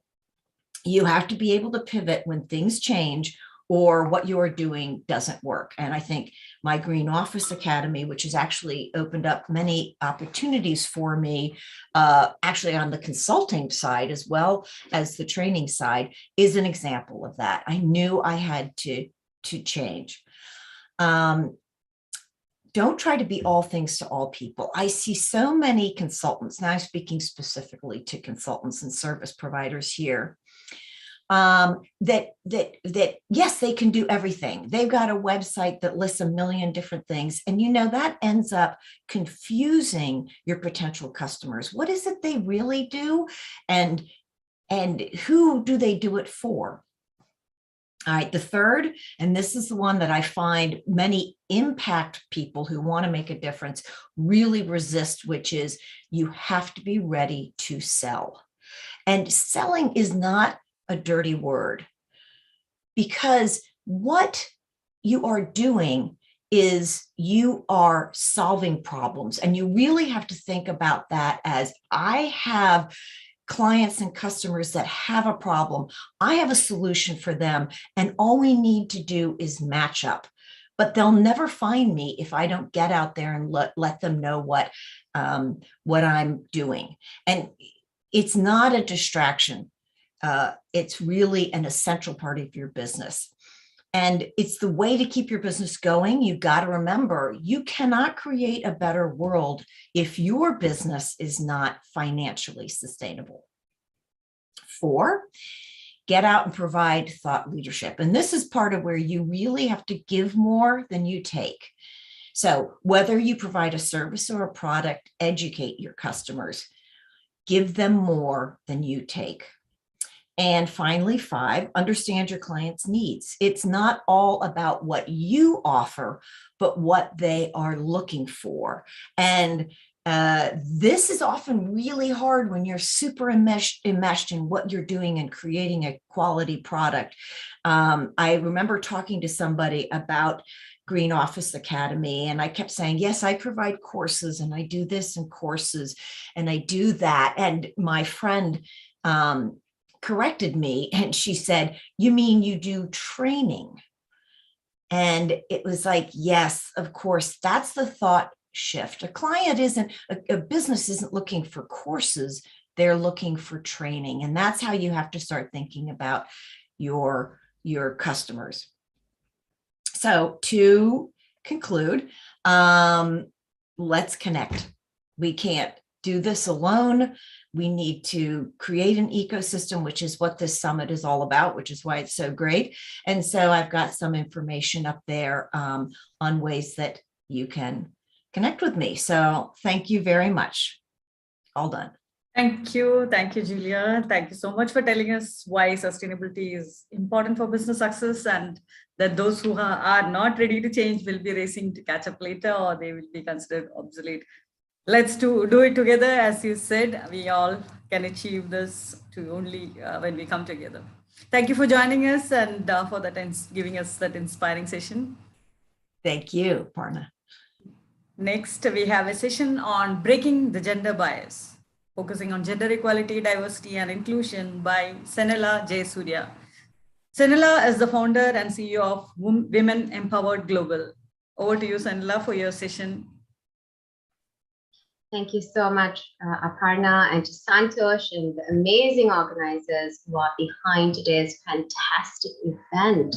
What a wonderful event. All right, just to confirm, you see my slide and I'm audible? Yes, perfectly, yeah. All right, fantastic. So hi, everybody, an absolute pleasure to join you today at this wonderful summit. So a little bit about me. I'm a leadership expert with a background in brand development and innovation. And having worked at a Fortune 100 company myself, I really get to work with aspiring women in leadership and middle management to help them create magnetic personal brands without expensive PR agencies. And I also teach professionals around the world how to fast track their career without spending years climbing the corporate ladder. I'm also the founder and CEO of Women Empowered Global. I'm also the founder of 1 Million Women in Power, as well as an innovation coaching consultancy global business.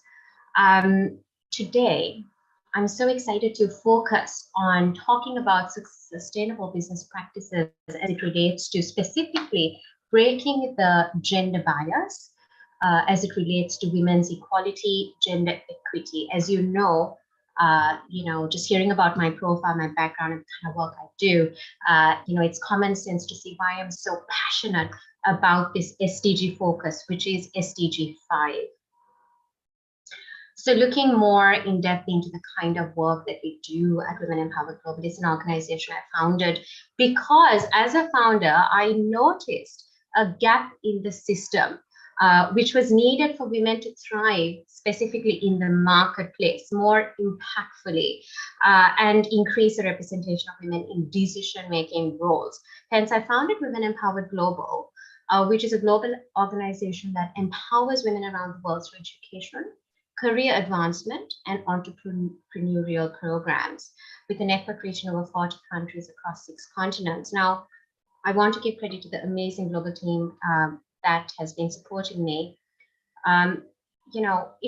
If you wonder, the kind of work I do in the space of DEI and the impact we're making as a global organization, Women Empowered Global really is an ecosystem. And you've heard the phrase, no woman is an island.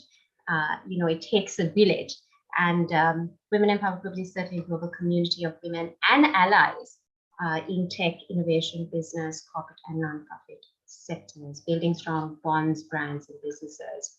So these are focus pillars. So when we think about diversity, equity, and inclusion, one of the areas I specialize in is specifically lending to gender parity and women's equality. And it's so wonderful to see that even in today's summit, we have representation of so many different cultures, so many different industries, and that gets me excited. So I want to emphasize the importance of founders driving sustainable development goals through best practices and why sustainability is important to business success with respect to the domain and industry sector. Because as leaders, we come with influence. And if not us, then who? And if not now, then why? That is my mantra, even in leadership. And I tell this to people. And we talk so much about the change we want to see in this world in our lifetime. As human beings, we have a tendency to hold everyone else to a very high standard, isn't it? We appraise and praise business models that talk a lot about the triple bottom line, as it were. We love to hear business models that talk about people, planet, and profit. But then again, pointing fingers back at ourselves. I think it's an interesting thing to think about the difference between a leader who holds positional and situational power and authority versus a conscious leader who operates out of authenticity and trust. So I want to talk more about the problem, the challenge we have as it relates to gender parity and gender equity. A quote by Alan Watts: "There is a price to be paid for every increase in consciousness, but we cannot be more sensitive to pleasure without being more sensitive to pain." I want you to think about that. So today, ladies and gentlemen, I truly hope my presentation will give you more awareness and nuance about the need for diversity, equity, and inclusion as it relates to gender equity and women's equality, and the need to together break that bias and explore meaningful, sustainable best practices, which I will be sharing with you as we go along. So let's first understand, to those new to this concept or new to this language, Sunila, what is diversity, equity, and inclusion? What does it mean? Let me tell you. Diversity, equity, inclusion is a term used to describe at a policy level or at a systemic level or at a grassroots level initiatives that promote the representation of different groups of individuals, including people of different races and ethnicities, ages, abilities, who are differently abled, perhaps, genders, religions, cultures, and identities. That's what diversity, equity, and inclusion is all about. The more diverse workforce, what we advocate for is, the more inclusive workforce, what we advocate for is, the more innovative workforce for better yield. Now, what do we mean by gender bias exactly? There are so many different biases out there. To name a few, In fact, we just concluded a 4-part series on unconscious bias at our 1 Million Women in Power forum we run every Friday with leaders from around the world discussing bias, because it's a huge area. We have implicit bias as well as conscious bias. Now, again, let me help you understand more about what type of biases are out there. You might relate and resonate with some of these at a conscious level and also to subconscious level as a founder and in leadership. You get things like affinity bias, confirmation bias, conformity bias, which runs through a cultural narrative and the compliance narrative as well. Then you get the halo effect. And what that means is, for example, having a sharply dressed co-worker who might be judged to be more competent just purely based on how they, match their colored tie to the shirt, or, their clothing to the handbag, based on how sharply dressed they are. That's the halo effect. And also you get the gender bias, of course, which is the prefix of my presentation today. And then also, believe it or not, ladies and gentlemen, ageism, age bias is also a thing. Oh, he's too young for leadership. She's too young for leadership. She's too young to put into on a board position in a VC. As a venture capitalist firm, we can't recruit somebody into our board who's that young, who doesn't really fit the more elderly, oldest, age stereo bracket. So I want you to think about this. Then you have things like unconscious biases around name bias, believe it or not, beauty bias, height bias, crazy as it might sound, non-verbal bias. That's the non-verbal cues, how you're standing, your postures, people are interpreting your behaviors, your personality based on your physical projection, your non-verbal cues, believe it or not. Then authority bias, and also the overconfidence bias. I mean, this blows my mind when I think about the impact and influence that unconscious bias can have when it comes to decision-making, hiring, and that sort of thing. So I want you to be mindful today as a founder connected to this summit today.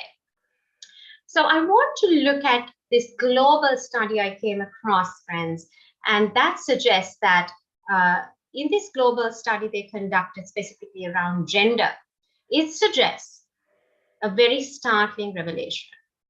Now, they conducted this gender study around the world and came to a conclusion that approximately 90% of people tend to have a bias against women. And this 90% composites not just the men, but also the women. Even women have bias against women. Think about this, right? Because insight is clarity. Insight gives awareness. From awareness is when we get into action planning and how we can make changes for the better. So globally, close to 50% of men said they had a more right to a job than women. Now, that could attribute itself to so many different things. It could be the cultural narrative, it could be the upbringing, it could be the nature, nurture, mix of things, it could be the company culture, just different narratives there. But I'm just throwing out data points for you, which will build the business case, the humanitarian case, the sustainability SDG lens of a case to say, hey, it's a human right issue here.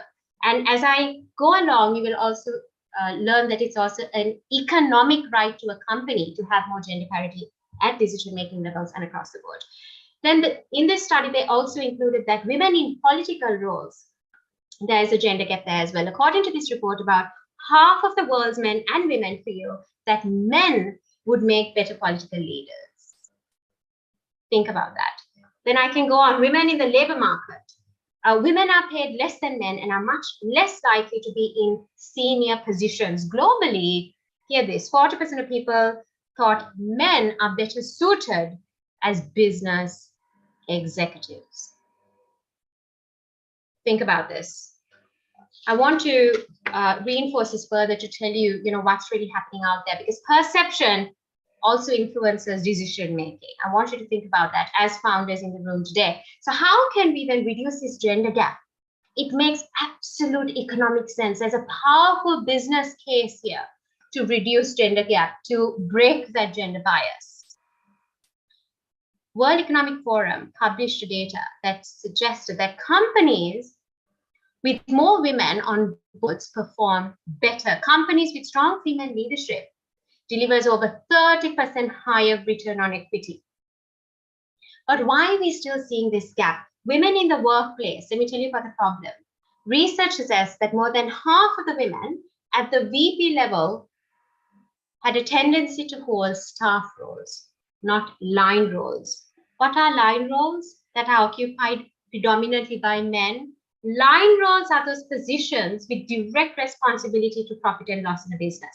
Line roles are the positions in companies, in any scale, that get succession into decision-making positions. Now, that is where ideally we need an equal representation, and we need more gender diversity, we need more women populated. But unfortunately, we can see that about 2/3 of women in large companies start in these line positions, but subsequently, C-suite, when they reach C-suite, it gets reversed back into staff roles. Now, this is data insight for you. This is to create awareness. There is an absolute business case to break that bias as it relates to gender, and we need to see more diversity in decision-making capacity. So as the quote suggests here, if we truly want to hold hands on this mission to talk about sustainability, sustainable SDG 5 practices as it relates to closing this gender gap, challenging those destructive narratives, we need to look at what these gaps are. You get the degree gap. When it comes to the academia side, you have the employment hiring gap, you have the retention gap, you have the founders gap, less women are in decision-making positions in VCs. Then you have the gender pay gap. On average, a woman in STEM earns 87% of what a man earns. Then talking about the retention gaps, women seek promotions less, they have succession less, they often stall in lower level positions and feel stagnant in careers.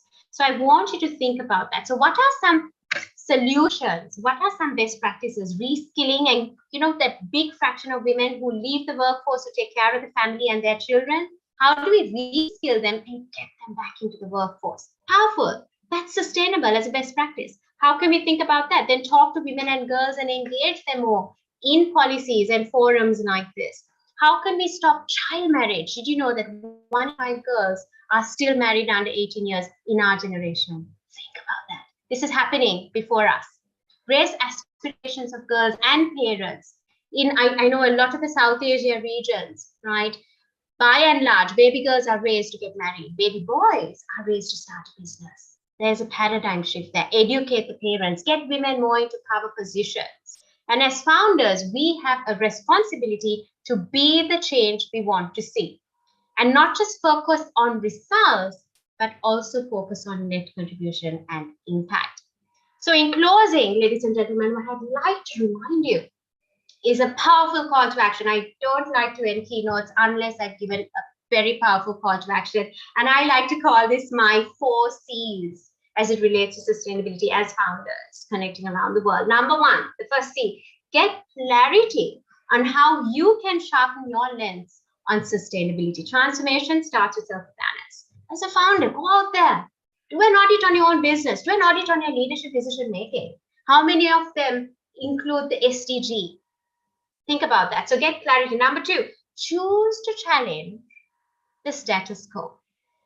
Number 3, look at collaborations that would be a strategic fit to enhance your goals as a founder on sustainability. And finally, number 4, communicate and gain clout from your key stakeholders to make that sustainable difference. So in closing, I want to leave you with this beautiful Dalai Lama quote: love and compassion are necessities, not luxuries. Without them, humanity cannot survive. If you want to learn more about implementing DEI programs in your organization, designing a DEI performance matrix, feel free to connect with me.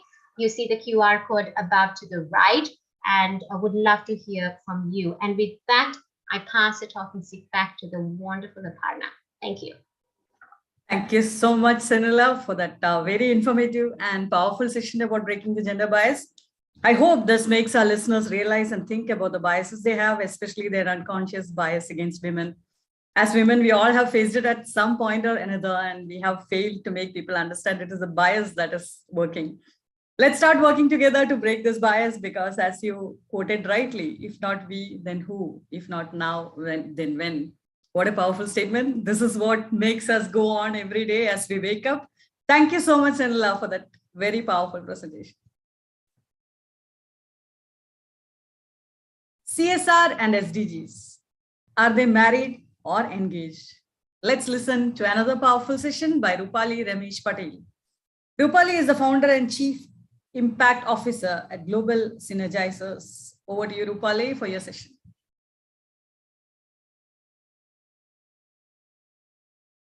Rupali, you have to unmute yourself. I think you're speaking. Yes, thank you.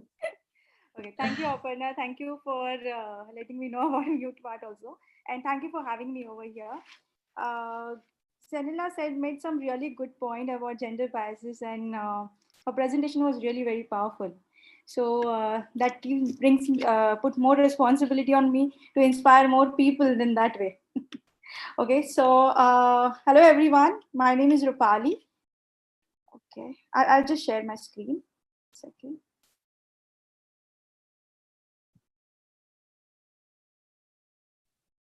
Is my screen visible? Yes, it is visible. You can put it on full screen. Your play, yeah. Yeah. Yes, perfect. So, hello everyone. My name is Rupali. I'm founder of Global Synergizers. Global Synergizers is a CSR and sustainability advisory. When Global Synergizers was conceptualized, it was conceptualized with the thought that we don't want people to work in silos, because sustainability or the global warming or climate action, these are like the bomb sticking, and you need to be at the forefront of it, and all of us have to be together. We can't run on different dimensions, or we cannot run towards a similar goal in silos, right? So Global Synergizers was more or less conceptualized on a part that it is not a concept of I, but it is a concept of we, where we come together.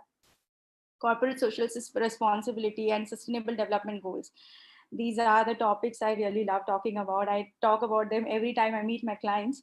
So you will wonder why the topic is, are they engaged or married? I mean, there's always a question of, do they have to walk together or do they have to walk separately? And that's the reason I thought, I was just talking to my friend and I asked her, are they soulmates? Because they never end up always meeting each other. They sometimes are separate and they sometimes are together. So I asked, are they soulmates? And she said, the better will be, are they engaged or married? And that's how the topic came into existence. So moving on, these are the topics that I'll be touching my base on to walk you through whether the CSR and SDGs have moved together and why we should bring them together if you have still not thought about having them together.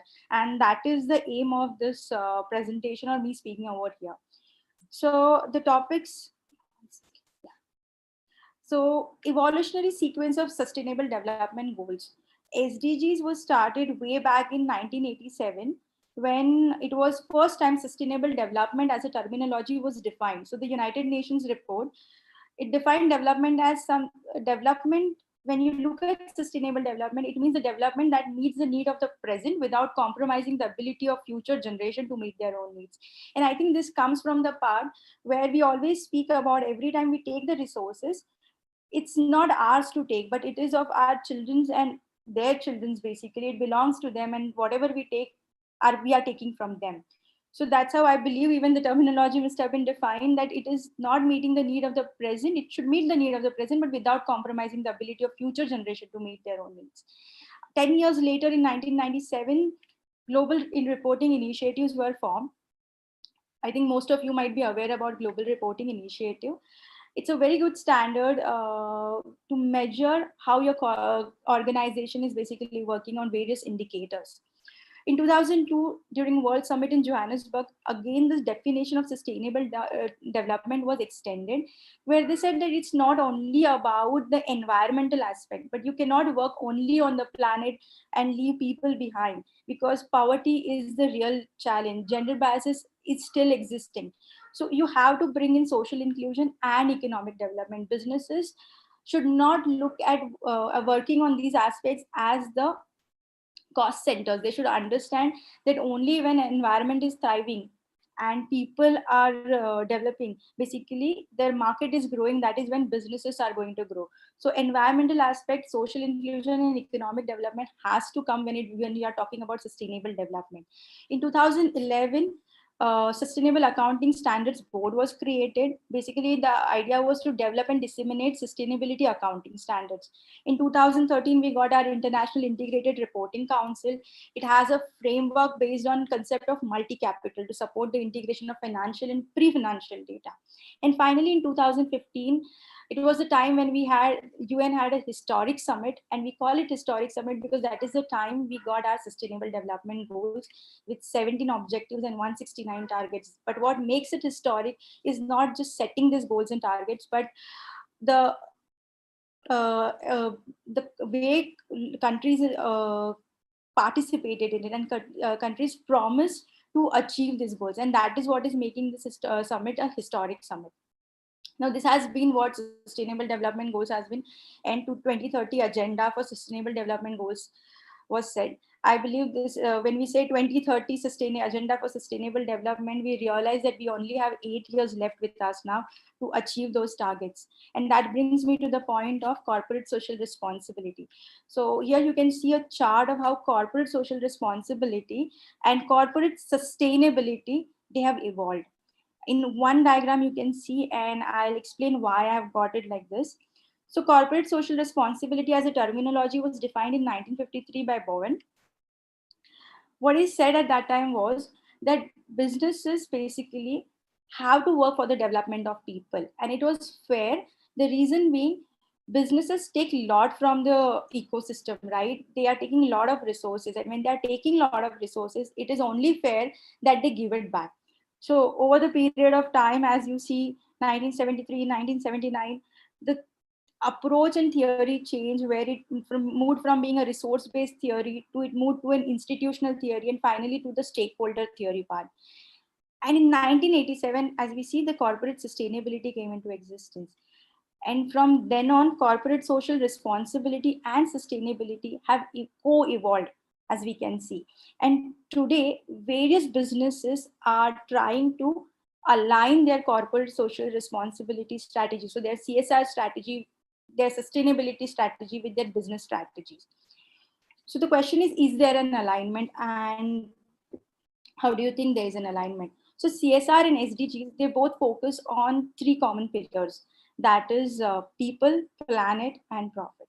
So social capital, the natural resource capital, and ultimately the profit part, which is the economic impact.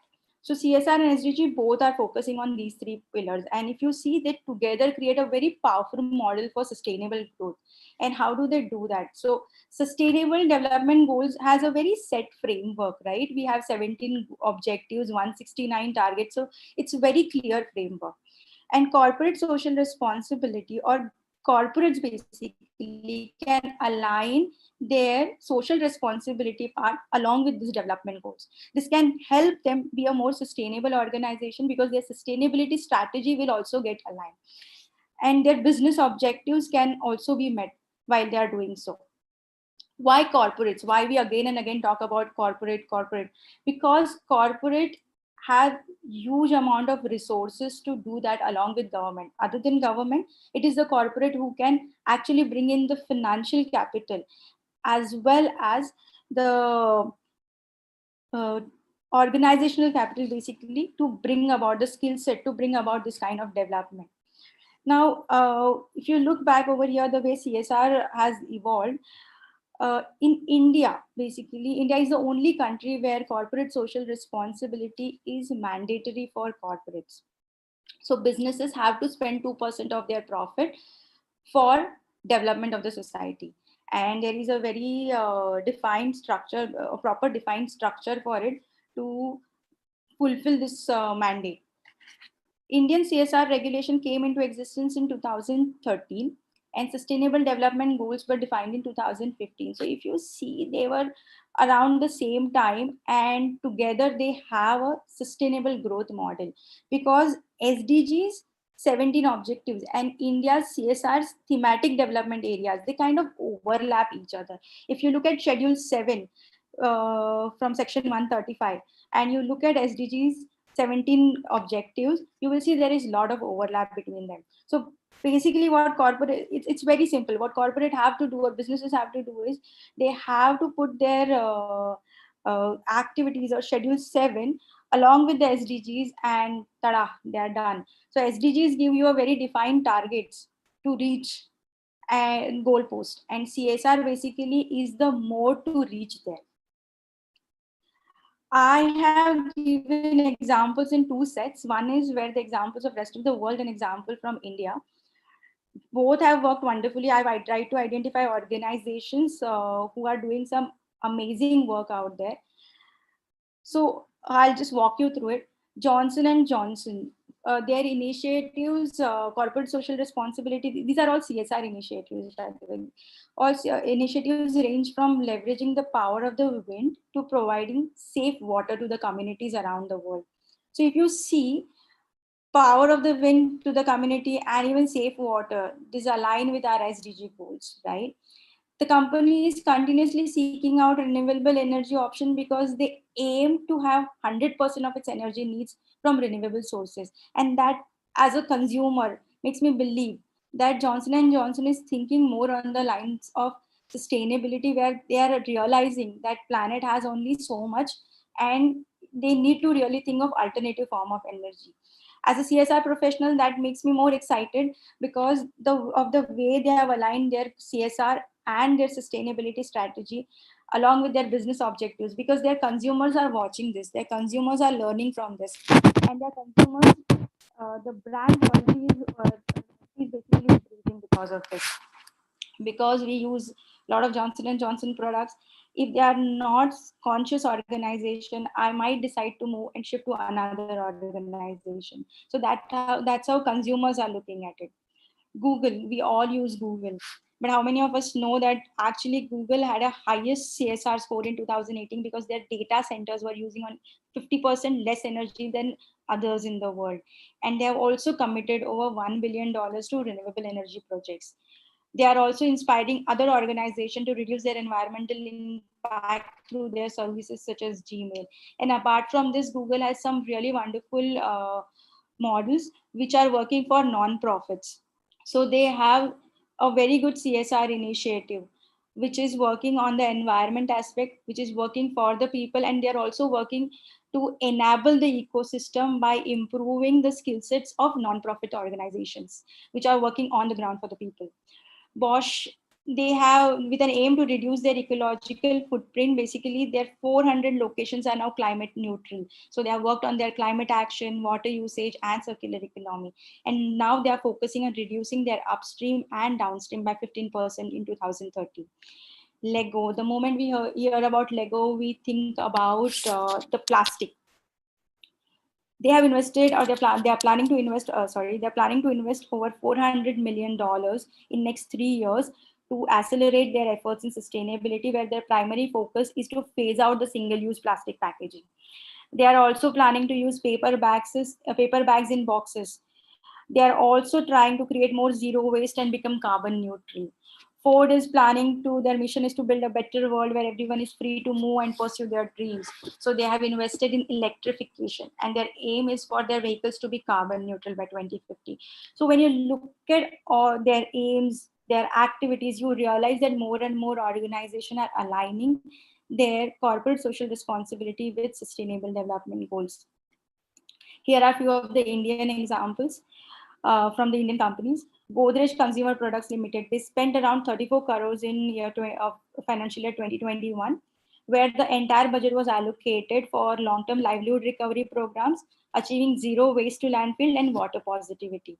Now, this organization is 100% extended producer responsibility compliant. They also have the post-consumer plastic packaging waste equivalent to the plastic packaging they send out.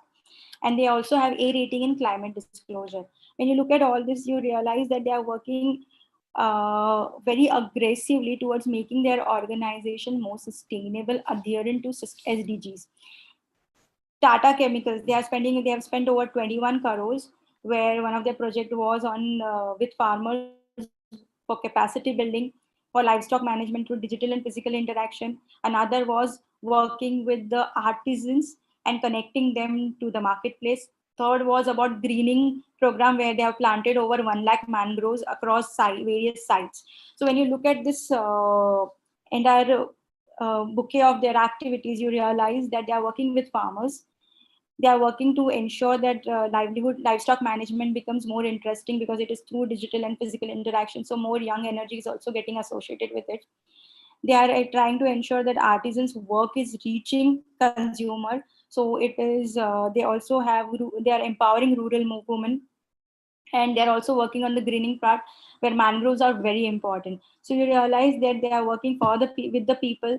They are working on the aspect of the planet, and at the end of the day, everybody knows that Tata is the most favored brand always because of the work they have been doing, not just since the CSR is mandated, but even much before that.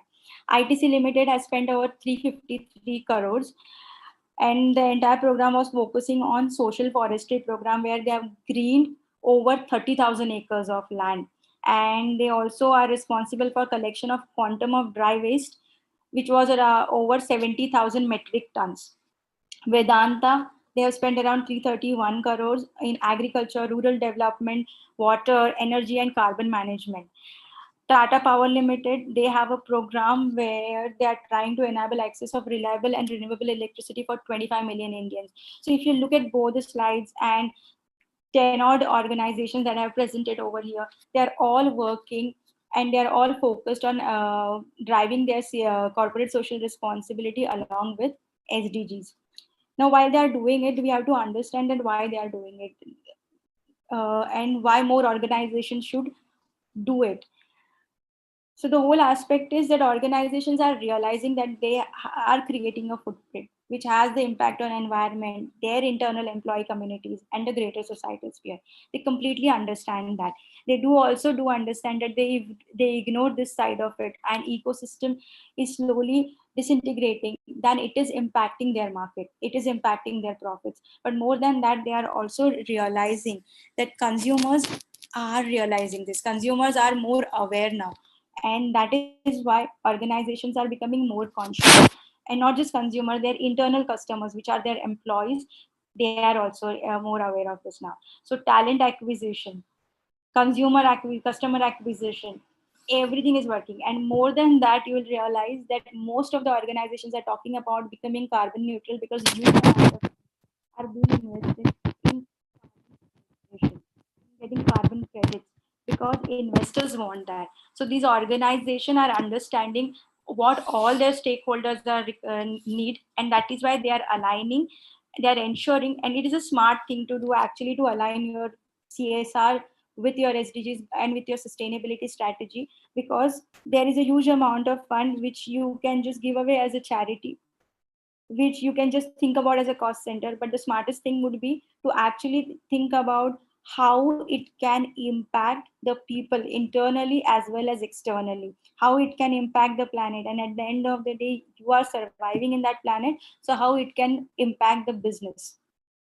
Why SDGs? Because SDG is like a guiding light. It's like a mentor. It's like a teacher out there who has a set framework and you can just follow it. And it is beyond CSR, but it is dependent because it needs the goodwill and financial contributions of the corporates. So it's like an alliance that they both need each other, and that is the reason you need to align it. Now, how do you go about it? I mean, if we want to take a deep dive into it, I am sure these 15 minutes are not enough for it, but I can just give you a small example. The best which I thought, Target, the organization Target, basically what they did with their CSR strategy was, they are, first of all, they have divided their activities into 4 sections: products, their team, which is their employees, communities, which is the surrounding neighborhood, and the planet. So their aim was to ensure that they are inspiring solutions which are better living, the products. Team, they wanted to ensure that they are valuing their each team member. And like Selena said, like gender biases are there.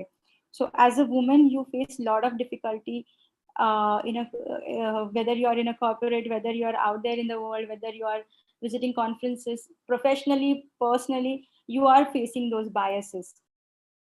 So valuing each team member irrespective of gender biases is the thing that they are focusing on. And communities, because strengthening our neighborhood actually strengthens us. So they are focusing on that part. Planet driving positive impact. And what they have done is, once they have identified the activities, they are aligned it with the sustainable development goals, as you can see. So apart from Target, there are various other organizations, but top of the mind, the one organization and their model I have always liked is Salesforce. They have 1:1:1 model, and this model is about product, people, and profit. So what they do is 1% of their product, 1% of their people's time, and 1% of their profit basically goes into the development sector. Basically, so what they do is 1% of their product, which is their solutions, they are giving it the subscription they are giving to non-profits, so that non-profits can manage their projects well. Then 1% of their people's time, so they have very nicely planned employee volunteering programs. This basically helps not just non-profit build their skill set, but it also helps the employees feel valued, because then they feel that their social purpose is getting met.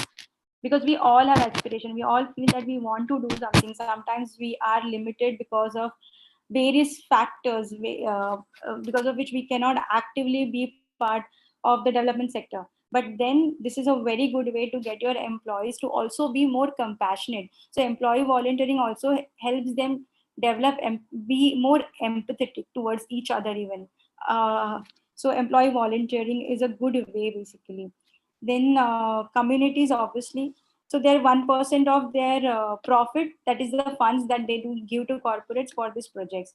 So this is the way you can align your CSR with SDGs. And if you want to take a deep dive, I'll be always open to have a broader discussion beyond this presentation.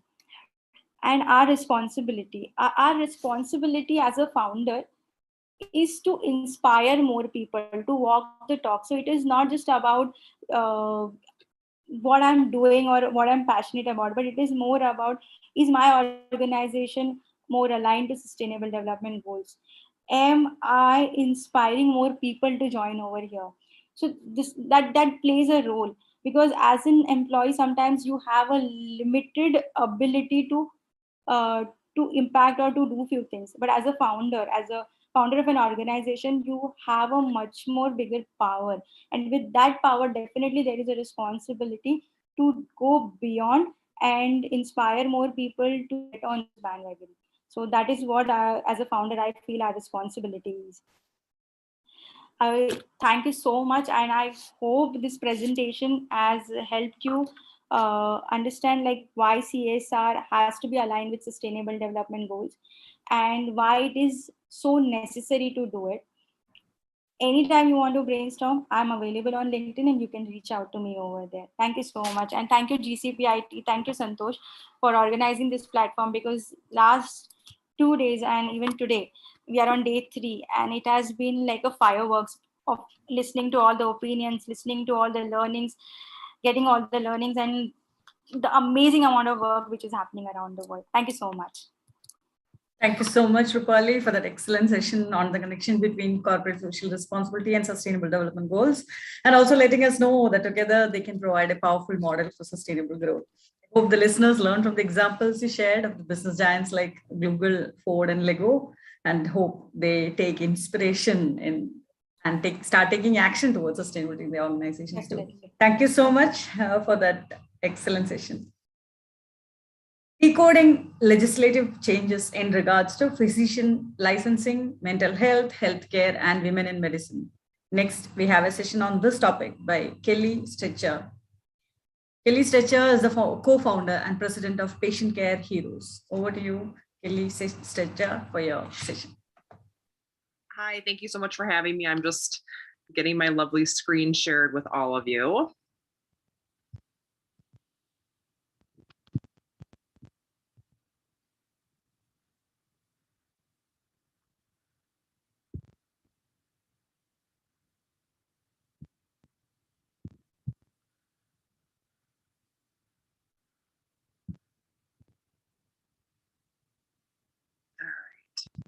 And I know that time is critical, so I will be, can you guys see that?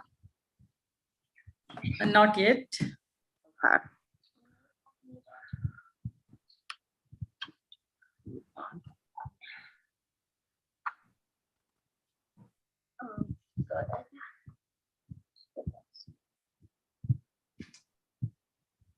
I apologize. It never fails when you're like, okay, 911, hurry up. You know what I mean? That's like when the problem is.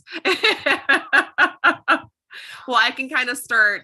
I'll just start because I don't want to hold us up because I know we've got such critical timing here. So my focus is really on healthcare sustainability, and our biggest asset in healthcare are people, right? And so the issue that we're facing right now is how we're treating our individuals is not something that we can continue with long term. And I know everyone has their own challenges in healthcare.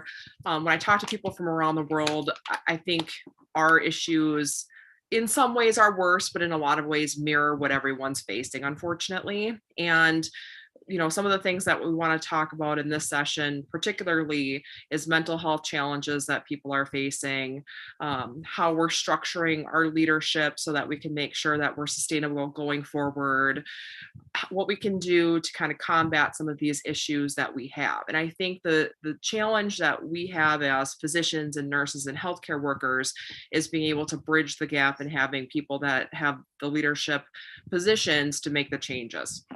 So again, I apologize that my slides aren't, for whatever reason, wanting to share my screen, but we'll just get rolling. So when I was, a med student and resident, I think the biggest thing is we all see the racism and the sexism that are really intrinsic into the American healthcare system. And if you speak up, you are put down, you are, kind of cast aside, you need to fit in the hierarchy. And that is a huge unhealthy, toxic work environment trait that we all learn to deal with in the healthcare system. And so as we're kind of moving forward, I think a lot of us assume that it's going to get better when we get out of training. And very unfortunately, when we get out of training, it persists. And the data shows that women, unfortunately, we're not up for the promotions. We're not up for the leadership positions. We're not up for the awards like our male counterparts are. Only about 12% of healthcare system CEOs are women, right? And so this trickles down in terms of how we are treated. And I will tell you, we have a lot of issues with harassment, assault, and discrimination in the workplace. And unfortunately, this is something that we're going to have to work on legislative-wise because systems are not propelled forward to work on these issues themselves. I know when I was part of a health system, I worked for 2 years to try to get a safe reporting structure in place. And very unfortunately, it wasn't deemed necessary or of compelling value to allow that to happen. And when you look at the shortage of physicians, we're approximating about 130,000 physicians are going to be short in the next 5 years. We're looking at 1 in 3 physicians that are in rural America leaving. We're estimating about 75% of healthcare workers leaving in the next 5 years, and about 90% of bedside nurses leaving bedside in the next year. We're not going to have a workforce to march along with, right? And so when we look at how can we change this path, how can we fix this, how can we be more sustainable, we really need to focus on our staff. And the fact that we haven't been able to have insight into this is really alarming. And I don't know if anyone has watched the news lately, but very sadly, there was a nurse who died by suicide this week at the hospital during a shift, right? She worked half a shift and died by suicide at Kaiser Permanente from a gunshot wound. And this is how sick our system is basically the hospital kind of carried on as, as status quo. Meanwhile, we have this entire group of individuals who is probably traumatized by the suicide. And in the US healthcare system, we often have suicides. Unfortunately, physicians and nurses are at a lot higher risk, and we don't really do anything to help support them and help them grieve.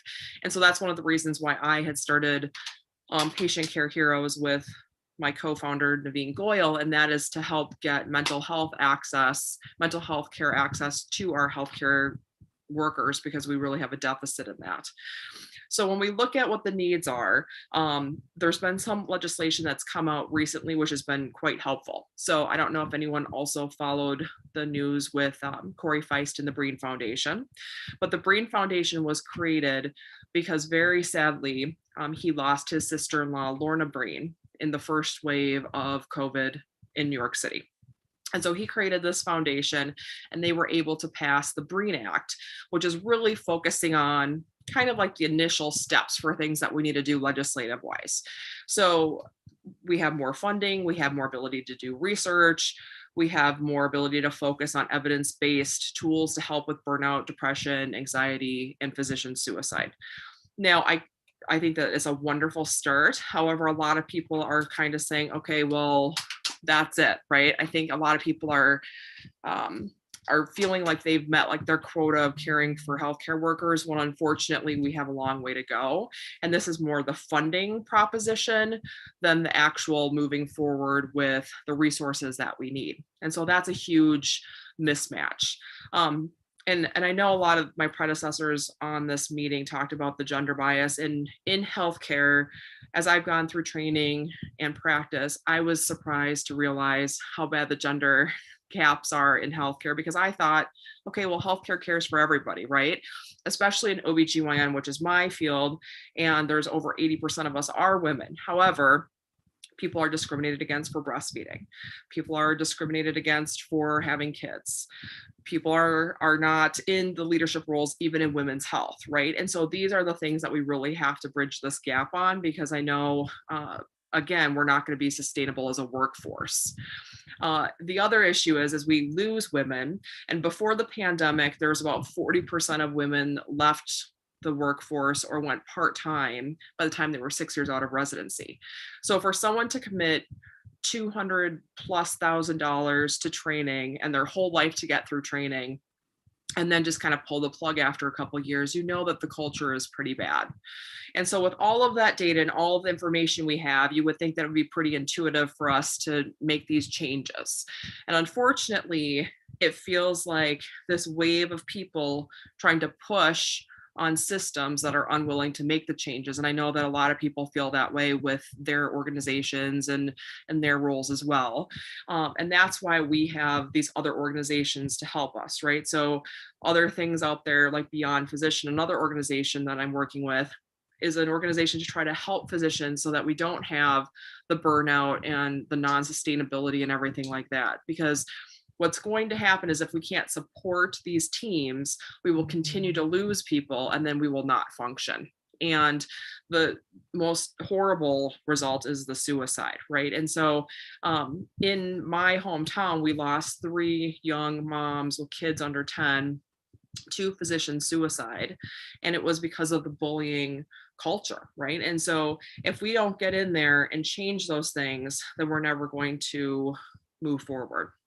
So some of the things that are in the works, we definitely need a third-party reporting system for some of these things, like discrimination and assault and harassment in the workplace. So we're working on an ability to have a non-biased, objective, outside organization to be able to see these, because there is definitely bias in how we handle men versus women physicians, men versus women nurses. For example, in the state of Minnesota, there have been men who unfortunately were, sexual predators and known to the Minnesota Medical Board, and they were able to keep their license. However, on the other side, if women sought mental health resources, sometimes they were put on probation and kind of seen as outliers, right? So the bias in terms of how we handle things is very real here. And so we need to be able to combat that issue. We need to be able to have objective individuals who can make sure that we're holding people accountable that need to be held accountable. And so that is definitely an important piece. But we also need to handle this burnout issue.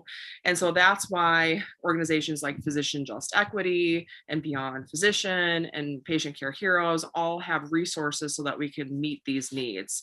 However, it's definitely going to take a significant amount of time for us to kind of turn the tide on this and make sure that we can support people the way they need to be supported. And I really do believe that it's going to get a lot worse before it gets better, sadly. And I know that I was just kind of word vomiting a lot of stuff since I didn't have my slides, but I think technically my time is up, and I just wanted to thank everyone for the chat. And I'm obviously happy to chat about any of these issues going forward. And I'm sorry I have a 7-year-old in the background who wanted to come in and out if that happened on your screens too. So I apologize. Thank you so much, Kelly Stretcher, for stressing the importance of mental health. And though we all know it's a serious issue, we take mental health for granted till it reaches a serious situation where suicides happen. And it was shocking to know that the gender biases exist in the medical healthcare as well. So let's take this discussion forward. Let's work together to end these biases. And thank you so much for joining us and letting us know about this serious issue. Thanks Let's so keep much. the conversation going. I can send slides over too, because there's a lot of good data for people to review on that too. Thank you so much. Thank you so much. And with that, we come to the end of our powerful sustainable session 2. And let's now move on to session 3. Listen and learn more from our next set of speakers. Actually, all these things are really disturbing to me. In session 3, we have 5 speakers. We begin with the session with Dr. Rita Kagatisha, founder and CEO of UMA. She is going to talk about the importance of diversity, inclusion, and equality in creating sustainable societies. Over to you, Dr. Rita, for your session. Hi, everyone. Thank you for having me here. I'm just going to share my screen.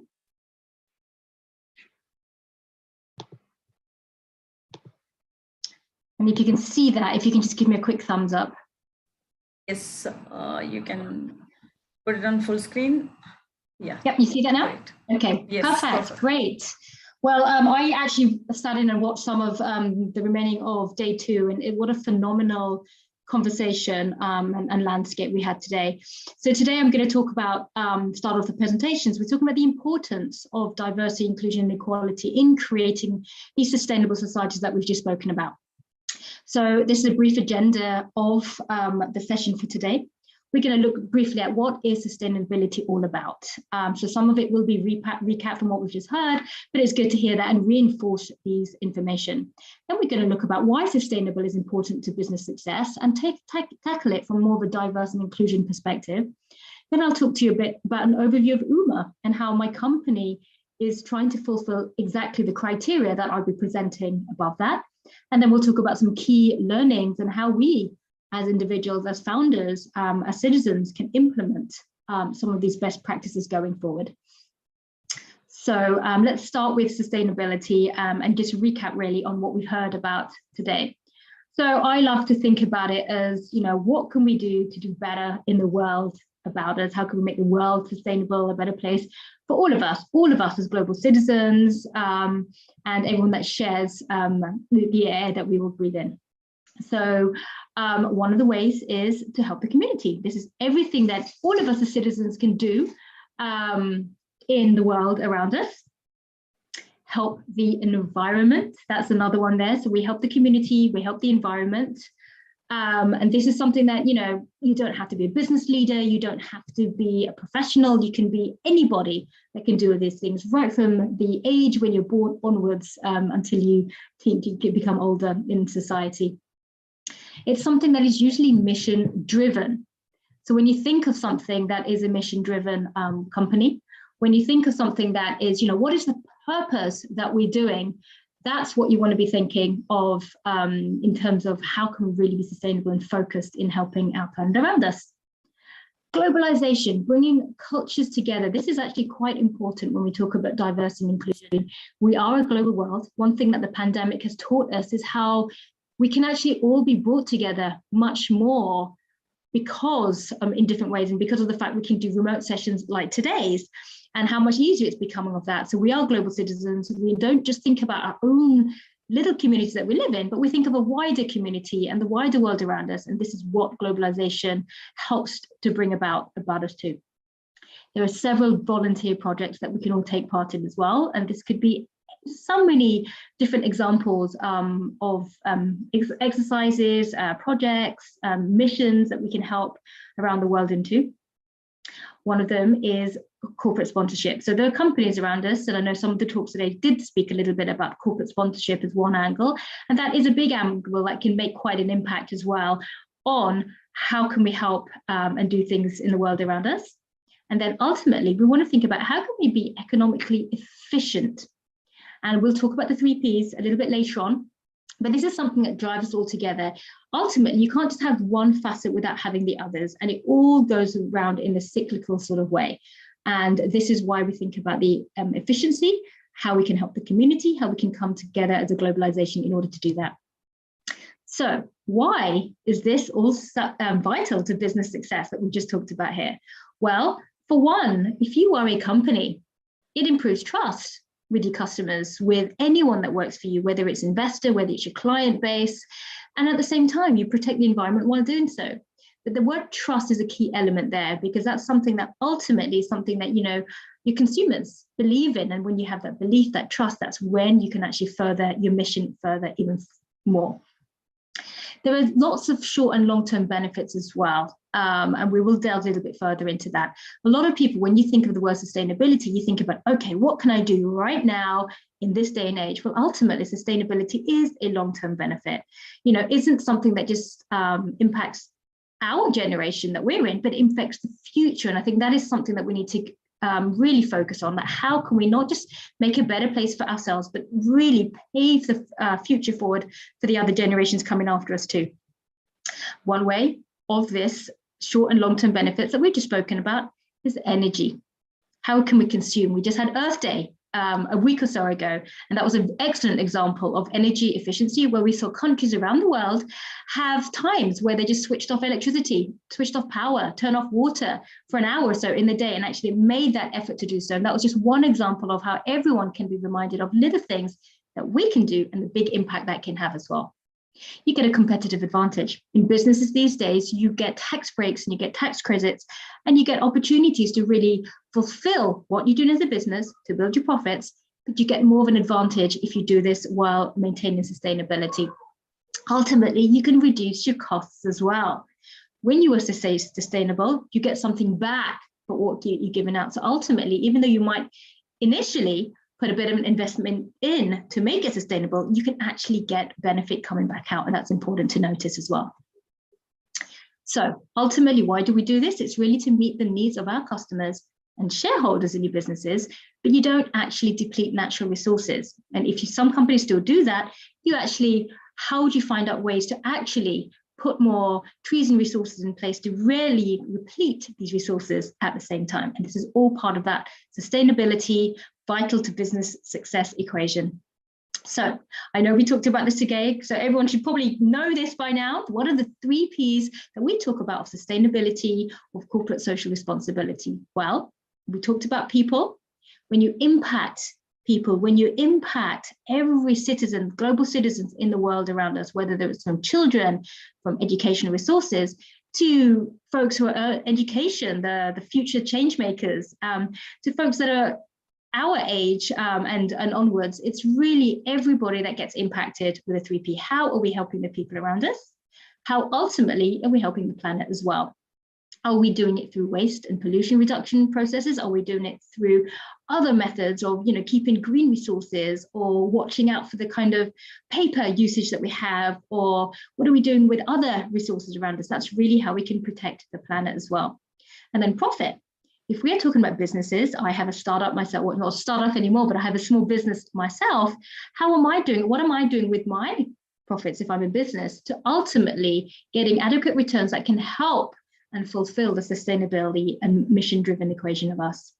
So again, and I like to think of this as mantra almost, you think of people, planet, profit, people, planet, profit. That's ultimately what you're thinking about. It's not just a big business goal. It's not even a small business goal. It's an individual goal. We as people can always think about what are we doing in our daily lives to make sure people, planet, and profit get fulfilled. And it's really as simple as that. So why we look at why sustainability is important to business success and how that ultimately helps diversity and inclusion. Let's progress to the next part of the slides now.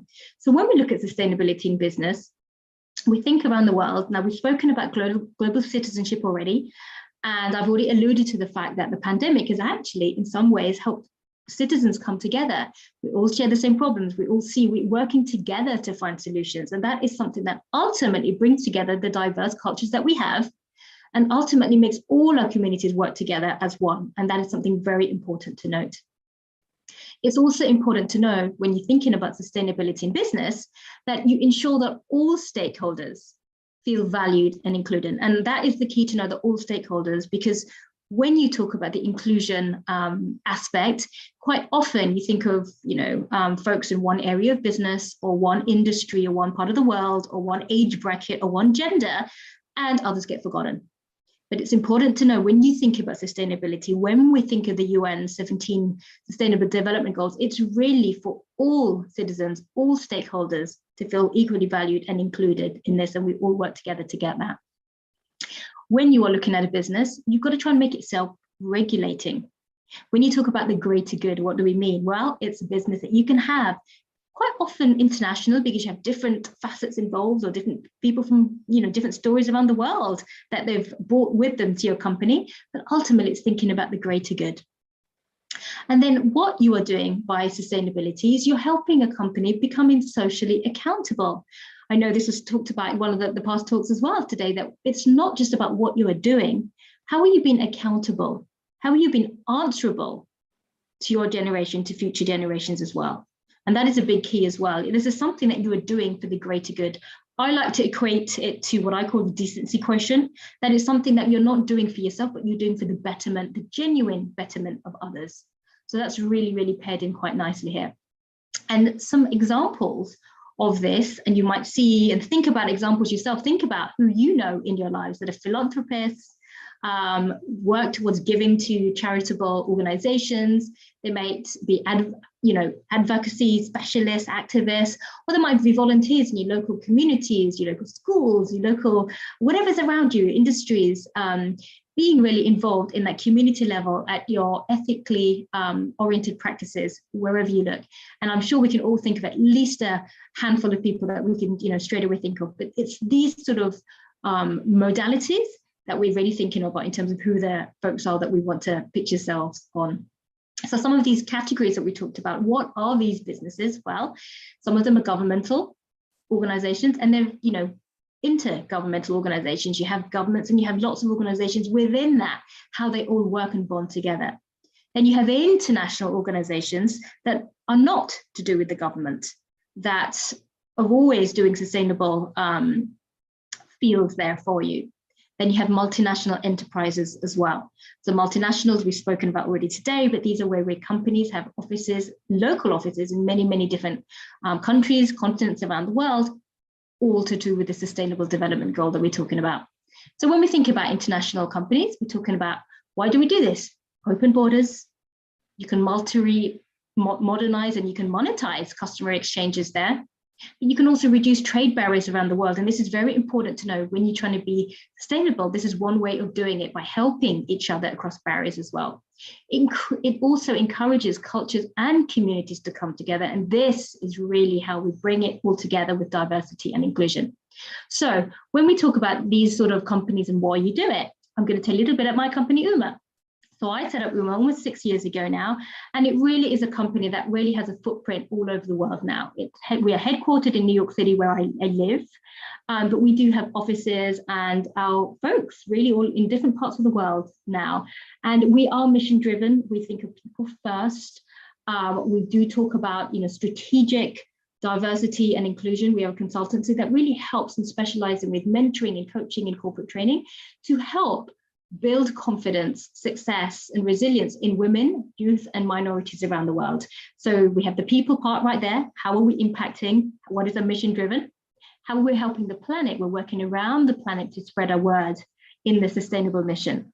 And ultimately, we're a business. So this is how we're using those profits to do good and help people around the world. And if you think about how that impacts the different SDGs, just directly what the work that UMA does supports education, the youth, women, education, and also partnerships around the world. So SDGs 4, 5, 8, and 7, just as examples there. So that's just scratching the surface of an example of my own company, of how we are a sustainable company, and what are we doing around the world, and constantly being accountable to different citizens in this job. And some examples of citizens, the people around the planet that we help in order to do good to different areas.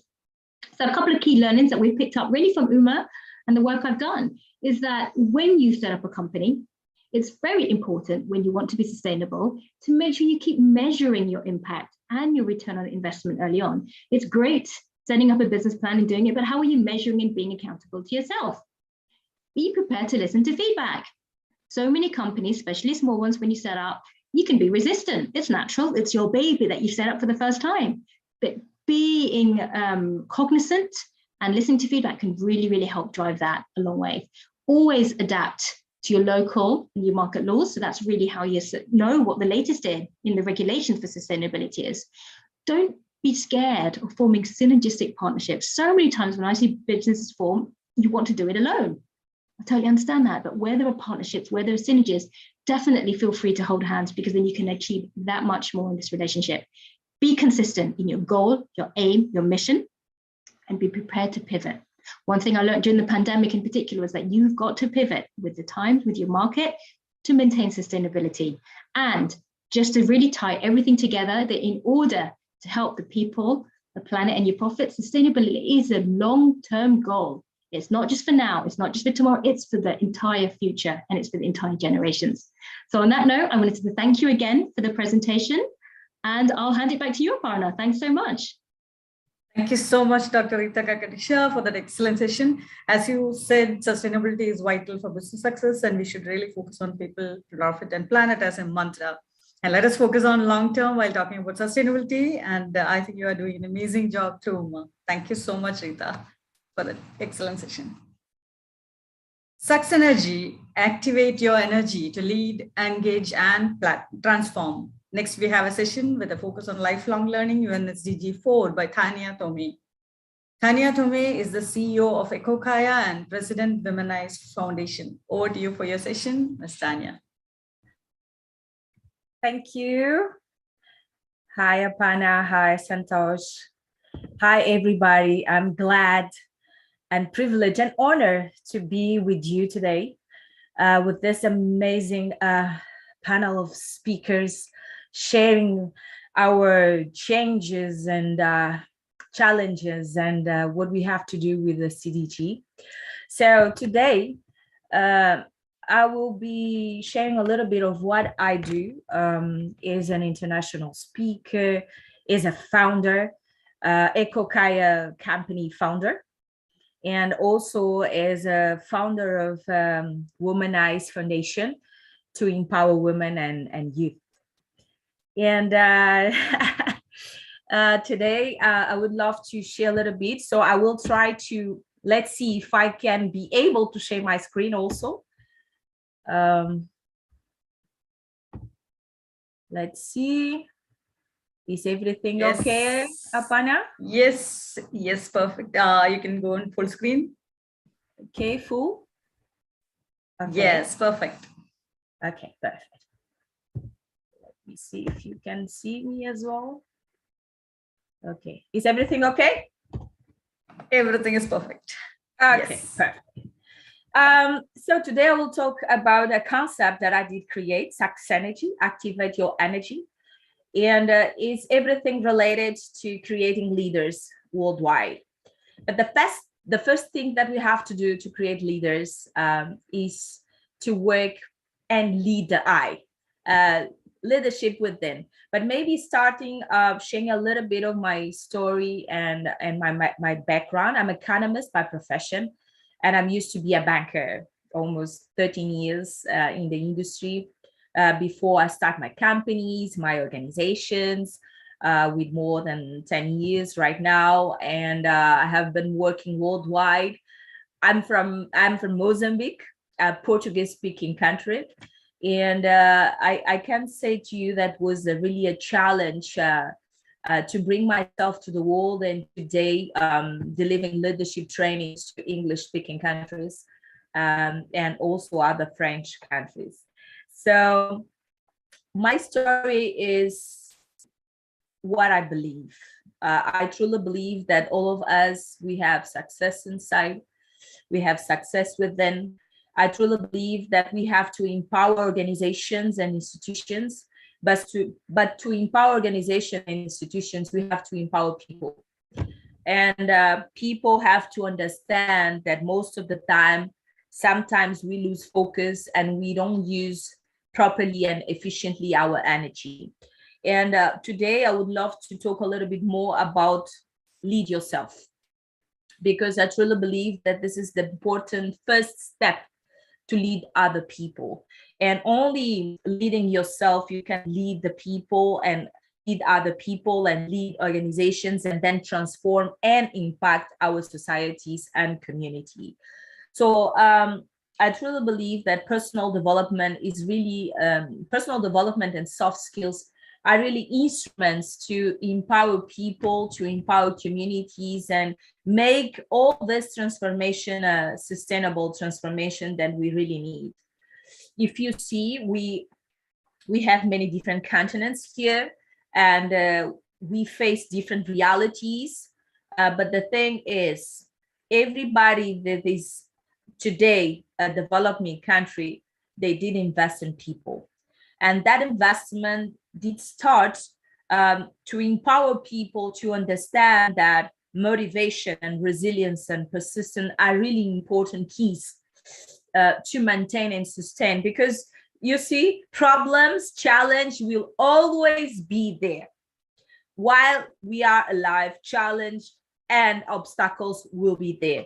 So the thing, and I was listening to many of the speakers today talking about mental health, talking about the challenge of empower leaders and empower women and diversity, and everything is related with this conscious mind that we really need to build in our countries.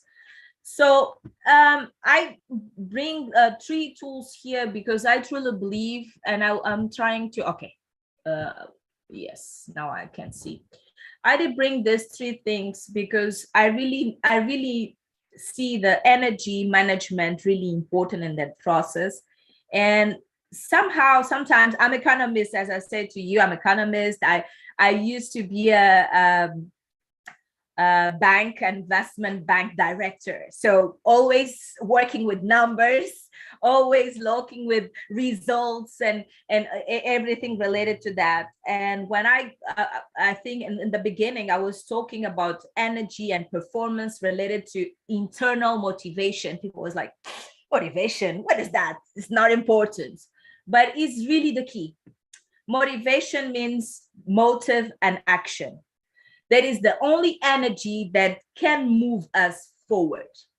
And even in an organization, the people that build sustainable activities and sustainable transformations, they have to be motivated.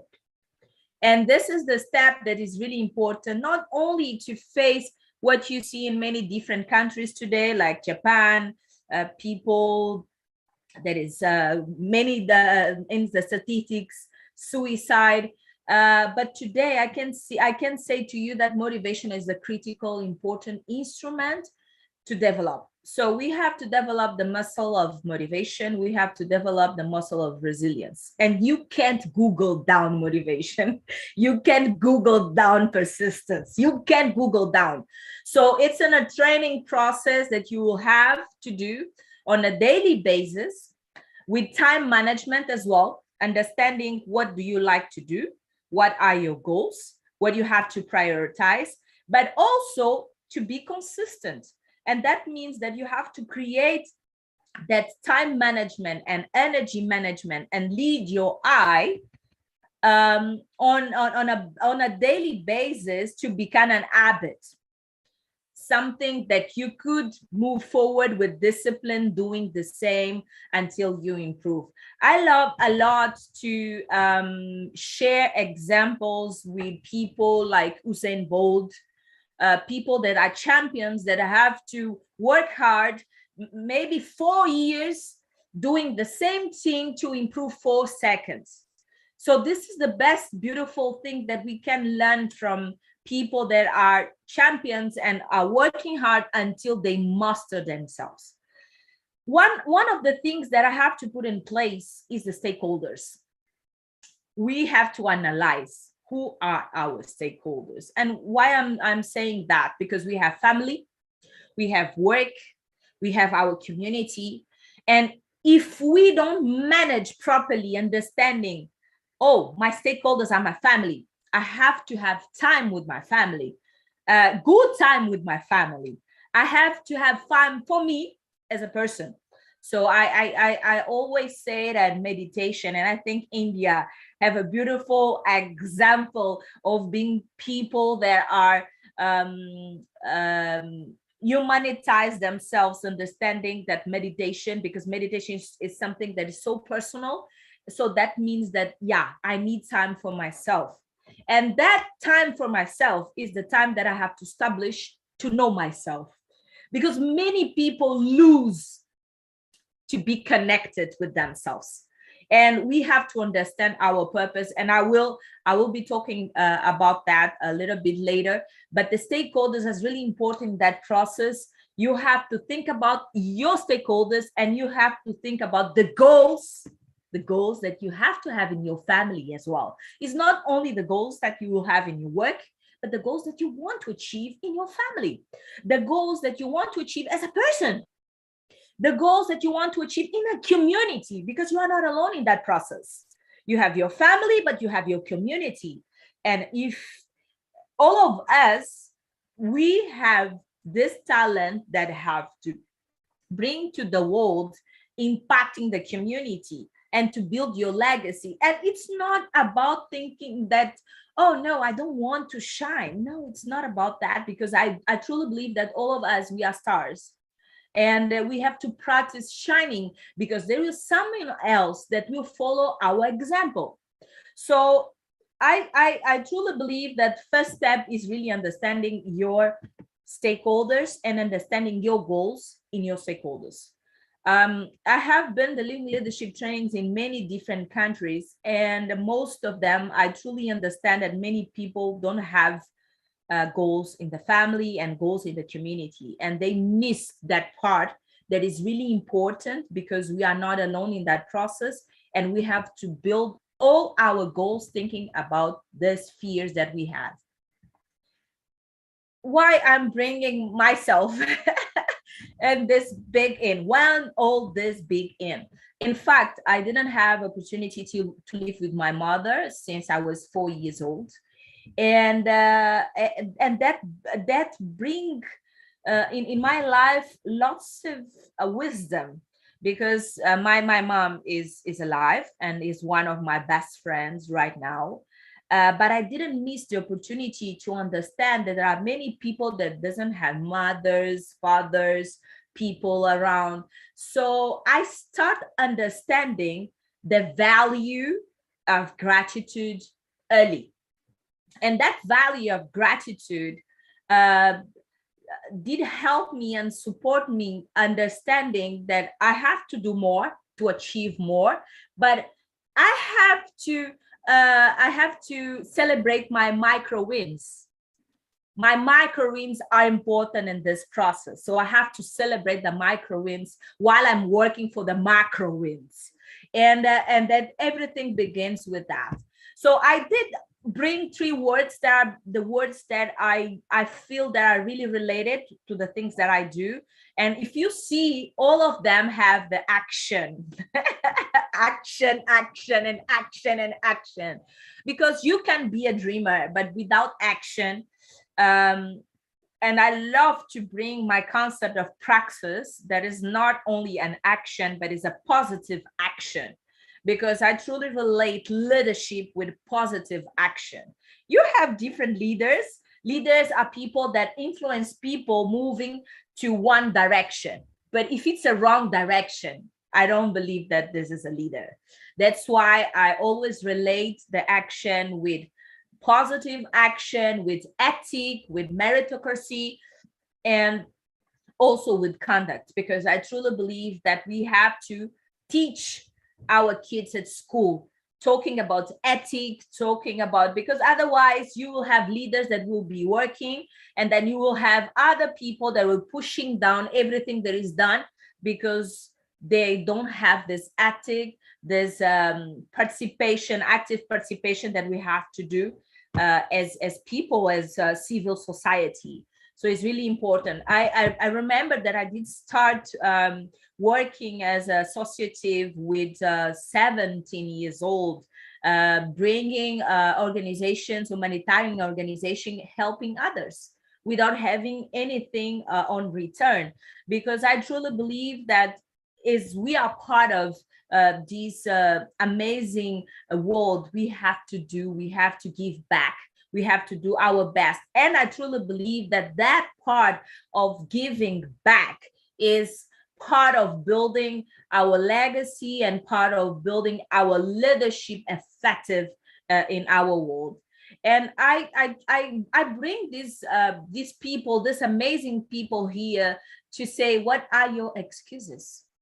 You know, we have, and this last 2 years, I did lose 3 friends of mine for suicide.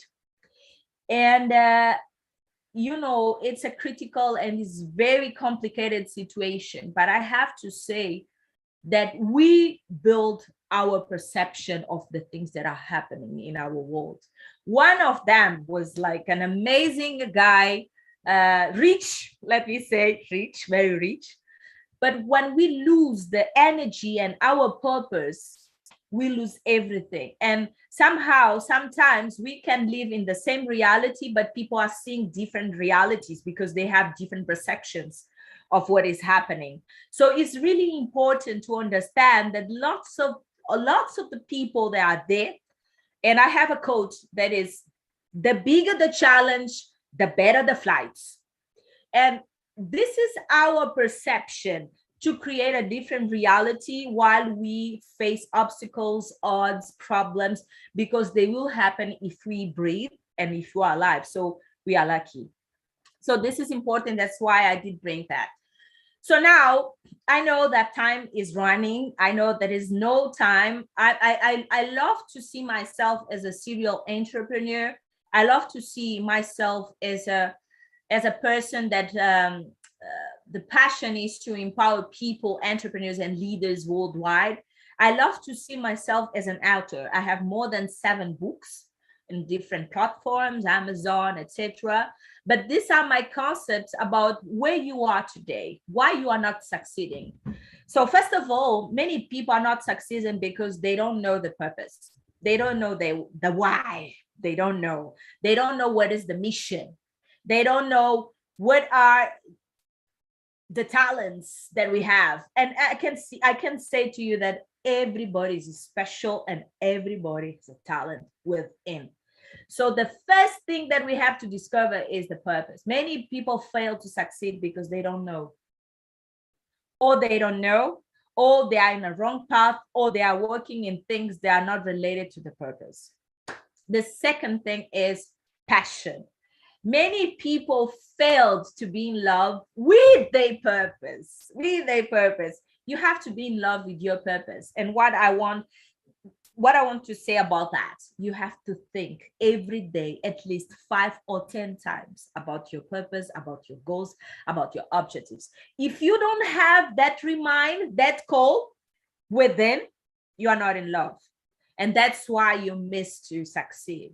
The second thing, of course, you have to plan. And you have to plan because, you know, we have scarce resources. Time is limited, money is limited, capital is limited, people in human resources are limited. So you have to prioritize. And sometimes you understand that in the first place, you will not monetize your dream. But you have to be focused on your dream while you are monetized with anything else to invest in your dream. But you can't lose focus, because if you change, and many people change, you know, go to this employee and go to this career and then change. And then when they are going and moving on, they are far away from the purpose.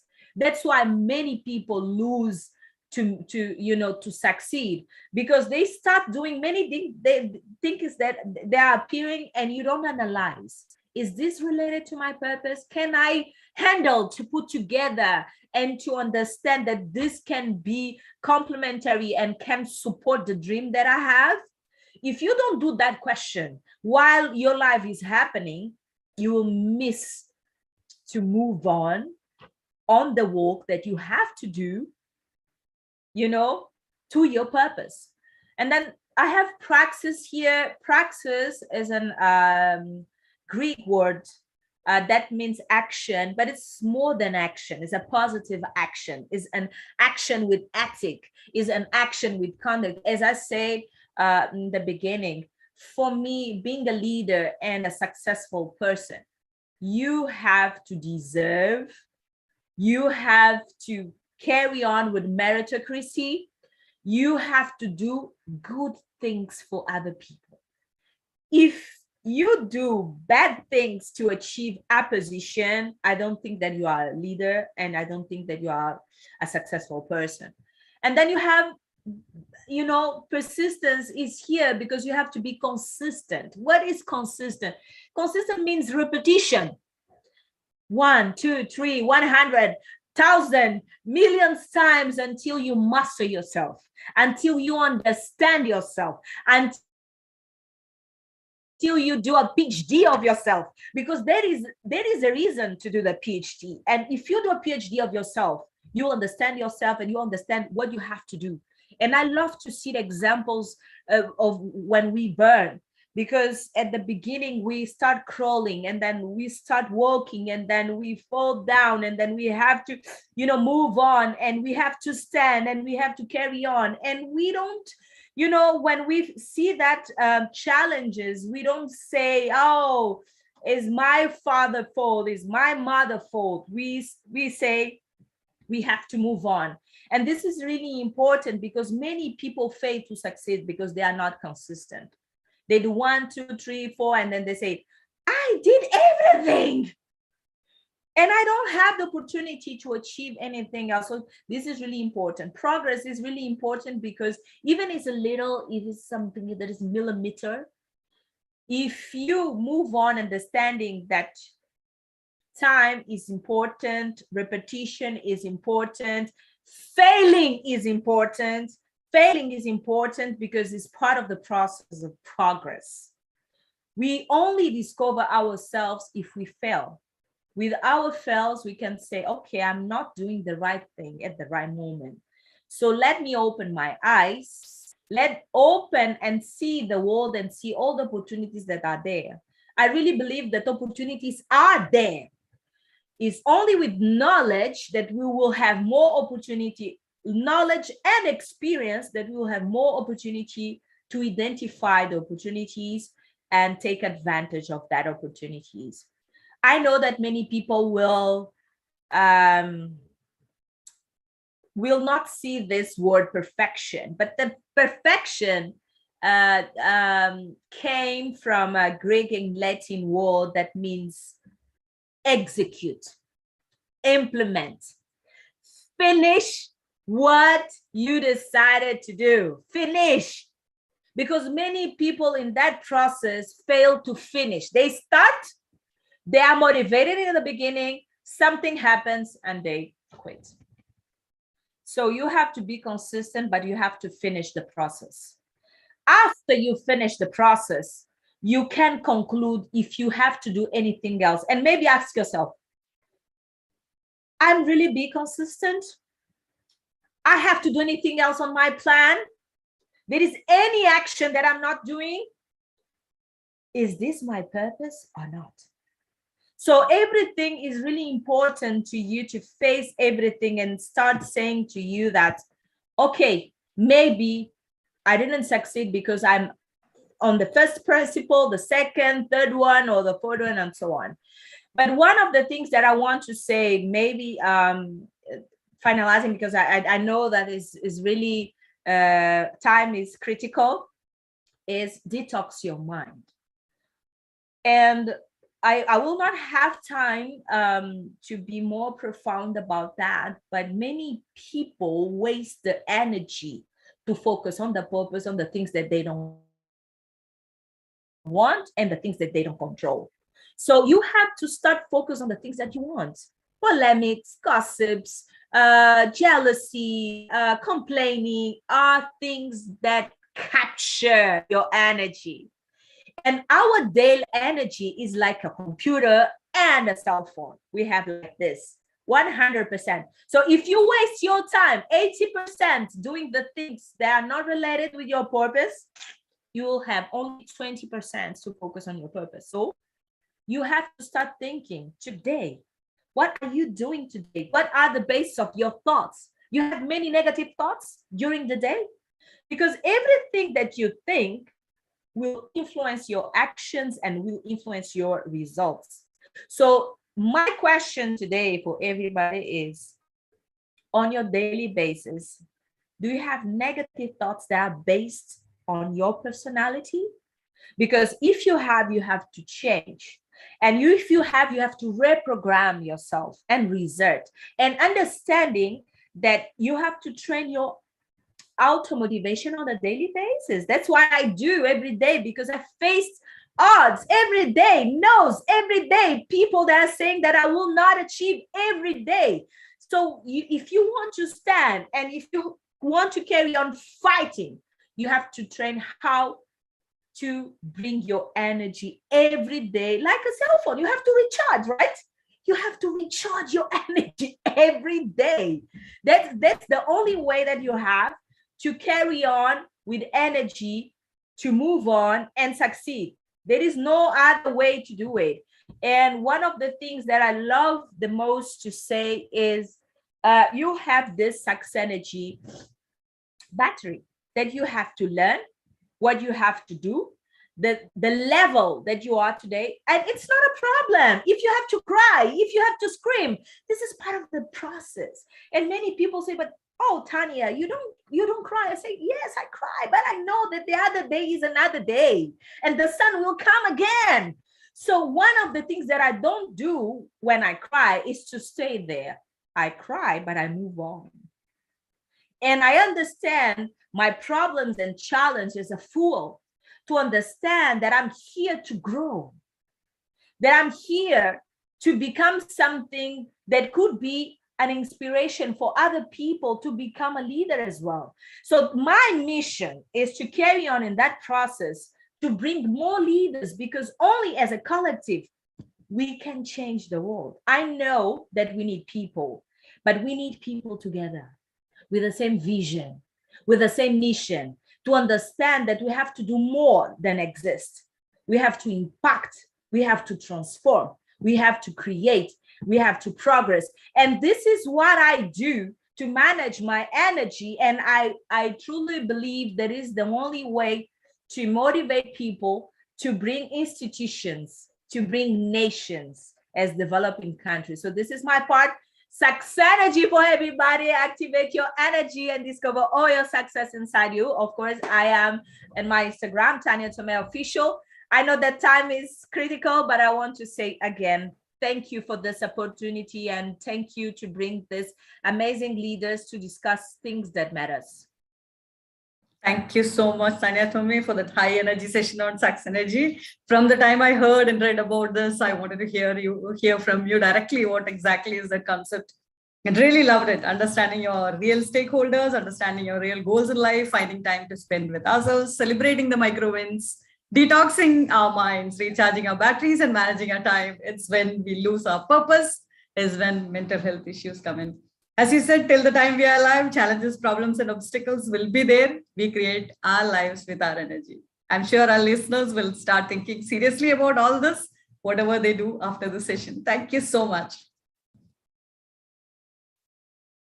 Next, we have a session on lip services of EDI, that is Equality, Diversity, and Inclusion, by Eunice Nyandat, founder, MBM Africa. Over to you, Eunice, for your session, Lip Services of EDI. Hi, everybody. Can you hear me okay? Yes, perfect. Thank you. Let me try and share my slides. Just a minute.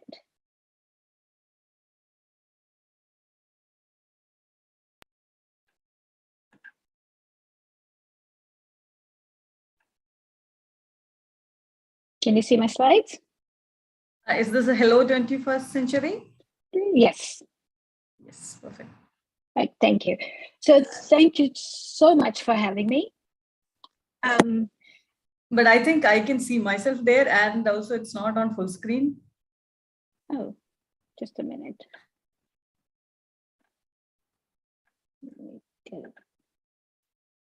I'm using Canva too, and and I'm seeing the. I thought I had it on full screen. On Yes, I will mode. go off camera then. Okay, you can carry on. Okay, thank you. All right, sorry. Thank you, everybody. And listen, this has been a profound day for me. Listening to all the speakers that have spoken before me. Eunice, sorry to interrupt. You are off video. If you could come on video, that would be.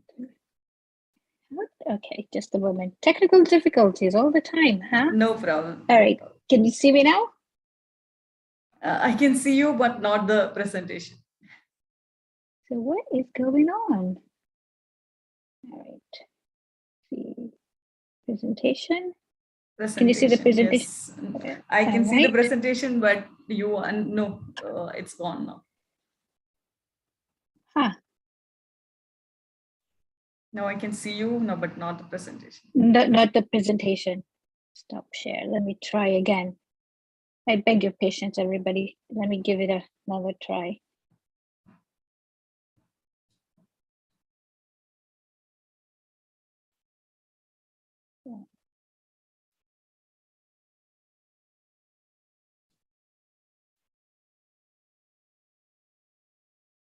And then go to share video, share screen,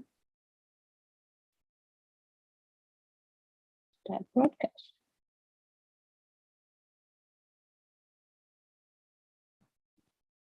Okay.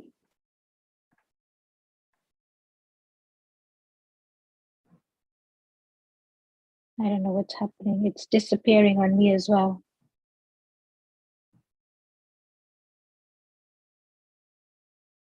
Yes, I can see the presentation now. Yeah, I think you can go ahead. And you can see me too? No, I'm not able to see you. I can see your picture. You can see my picture? Yes. All right. I am sorry. Let me proceed in the interest of time because we're losing time. I think that would be good. Yeah. All right. All right. Hello, everybody. I think a lot has been said about the planet, about the state of our planet, the state of affairs in regards to diversity, equality, equity, inclusion. And I must say, a lot has stayed the same for many years, despite all the things that we have tried to do to change. My name is Eunice Nyandat. I am the founder of MBM Africa, and MBM Africa accelerates African founders. And the reason I chose to do this is to try and bring African founders in the forefront of innovating in Africa to bring better businesses, better structures, a better education, more innovation, driven by founders that understand their spaces, right? In my start with African founders, I started with African women. And I once told a woman she had to pitch her business and she broke down in tears. She had no idea she had to stand in front of people and pitch her business, as that would mean speaking in front of men, and that would be uncomfortable, painful, they'll judge. And she didn't understand why we would put her through that. She didn't understand how that played a key role in getting her business from point A to B. But after teaching her how to pitch her business, She pitched it like a rock star. Bear in mind, this woman was 9 months pregnant and she got heckled and she shut down the hecklers. A couple of young men sitting in the front row on the pitches. And that gave me the excitement and the energy and the motivation to keep doing this. Now, empowering that woman, empowering a founder in Africa makes for making a change in that part of the world, but it also helps make change in the rest of the world. So why do I say lip service to diversity, equality, inclusion? Because we've heard people, planet, the 3 Ps and product, right? But I wonder what comes first when the big corporations, they shall not name them because you all know them.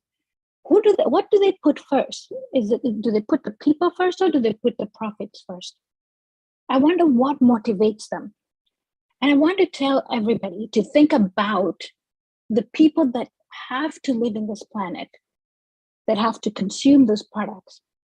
If we didn't put them first, will there be profits then? So we had the pandemic. How many people did we lose in the pandemic? Not a number to sneeze at, right? 6 million people and still climbing. The pandemic is not going away, it's here. What did the big corporations do? Please take a moment and think about all the families that lost people. What did the corporations do?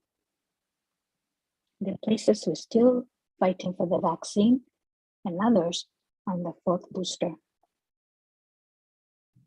Now let's talk about Ukraine. 5 million refugees. They've got somewhere to go, right? Let's think about the other refugees. Where do they go? Let's think about that. The climate refugees, they're in the millions. In Africa, in Asia, India, there are many. Who's putting them first?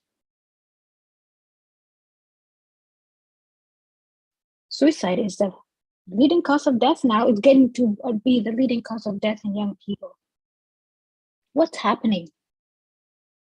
Who's putting people first? Not the corporations, not the institutions, not the governments. But these institutions, governments, businesses are made of people, right? So what are we doing right? What are we doing wrong? Let's really think about that. History is repeating itself. We keep doing it again and again and again. So what is diversity? Previous speakers have told you what it is. I'm not the expert about diversity. And other people have spoken eloquently about it and will tell you what it means to think about diversity, to be inclusive. And what that means, it could affect profit, but it affects people. It goes back to that suicide rate. It goes back to the health of people. And the planet without people, I don't know what that looks like. So how do we prioritize diversity? I pose that question to you. I don't have the answers, but we have to start to think about things. But we have to think about things. At our level, at my level, I have to think about it. At your level, at wherever you are, the nurse at the hospital, seeing things being done the wrong way, being put in a situation that compromises her health or her work or her patient. The doctor too.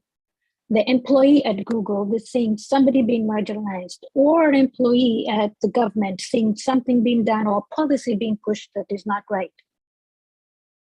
When do you stand up? Right? So what lens are we going to look at things at? Capitalistic one? And then now you start to think, well, the capitalistic lens, we want to put profit first. The social lens, leaders as a collective to come together. Getting people together takes a little controlling. And we gotta get people to agree on things and hard to get to people to come together and do things, but it can be done. Think about the movements that have happened to bring social change. So it can be done. Other lenses, I don't know. We have to be creative. Inclusion. Let it begin with education, right? Everybody getting the right education. It's not for the rich. It's not for people of one color, not the other. It's for everybody. Equitable economic situations. Let that be available to everybody. And what I mean by this is, if I have a business, I have an equal opportunity to pitch it, get funding, and drive that business to where it needs to go, and let the market decide. Let the doors open for me as a woman, Black, African, be able to walk through the same doors a white, blonde, young man walks through the door and be given the same airtime they're given. Let my business speak for itself. And there are other ways to be inclusive and equitable. And the experts at this can tell you, I'm not the expert at this, but when we start to all think about it, then, when you walk into a situation, you can begin to start to look at things and say, is that equitable? Is this situation economically equitable for the person coming through these doors? Is this situation appropriate? So what other inclusions should we also have? Healthcare and climate. The speaker we had previously talked about climate in a graphic and very intense way that made me think, oh my goodness, my talk can't even begin to capture what she has. And she spoke for me, because climate change won't happen until we start to think of the human themselves, their healthcare, their mental health, so that movement of climate change can then grow. Because if we're losing a 15-year-old to 29-year-old, who is going to drive that movement?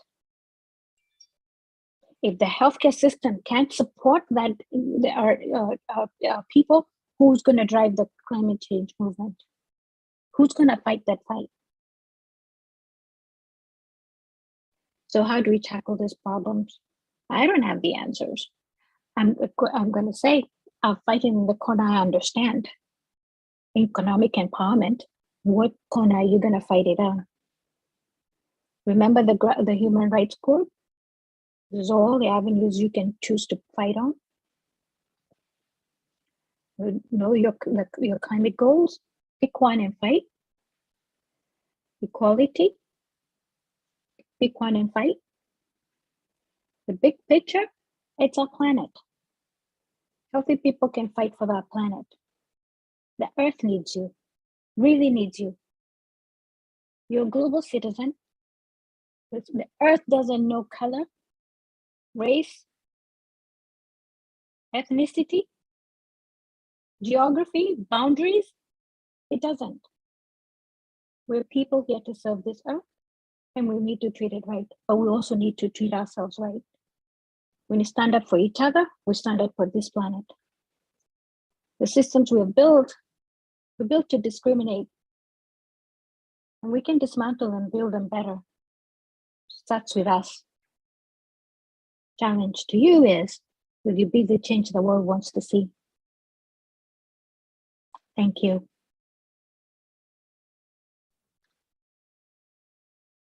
Thank you so much, Eunice, for that very powerful session on diversity and inclusion. As you said, history is keeping on repeating, and when are we going to stand up? It has to begin with education, and we all need to together start to think about this and start acting. We need to stand up for each other. As Rosa Parks said, she was not tired. She was tired of the system. That's why she didn't get up. So it's time to change and there's no more time to waste. Thank you so much for that powerful session. Reducing waste in the gift giving. Thank you. Reducing waste in the gift giving industry by making it green and impactful. Let's listen to another powerful session on consumption that is responsible, focusing on UN SDGs 2, 12, 14 by Atreyi Basu. Atreyi Basu is the founder and CEO of Verdura Care Trading. Over to you, Atreyi, for your session. Thank you so much, Aparna. It's a really pleasure being here, and thanks for having me here among such eminent speakers. I'll just quickly go ahead and share my screen.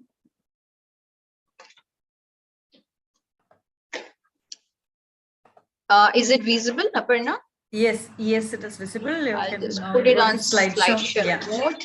Perfect. So yeah, before taking much of your time, I'll just quickly start off and keep it very short and crisp. Hello to everyone who has joined in here, and to all those who are viewing us live on different social media platforms.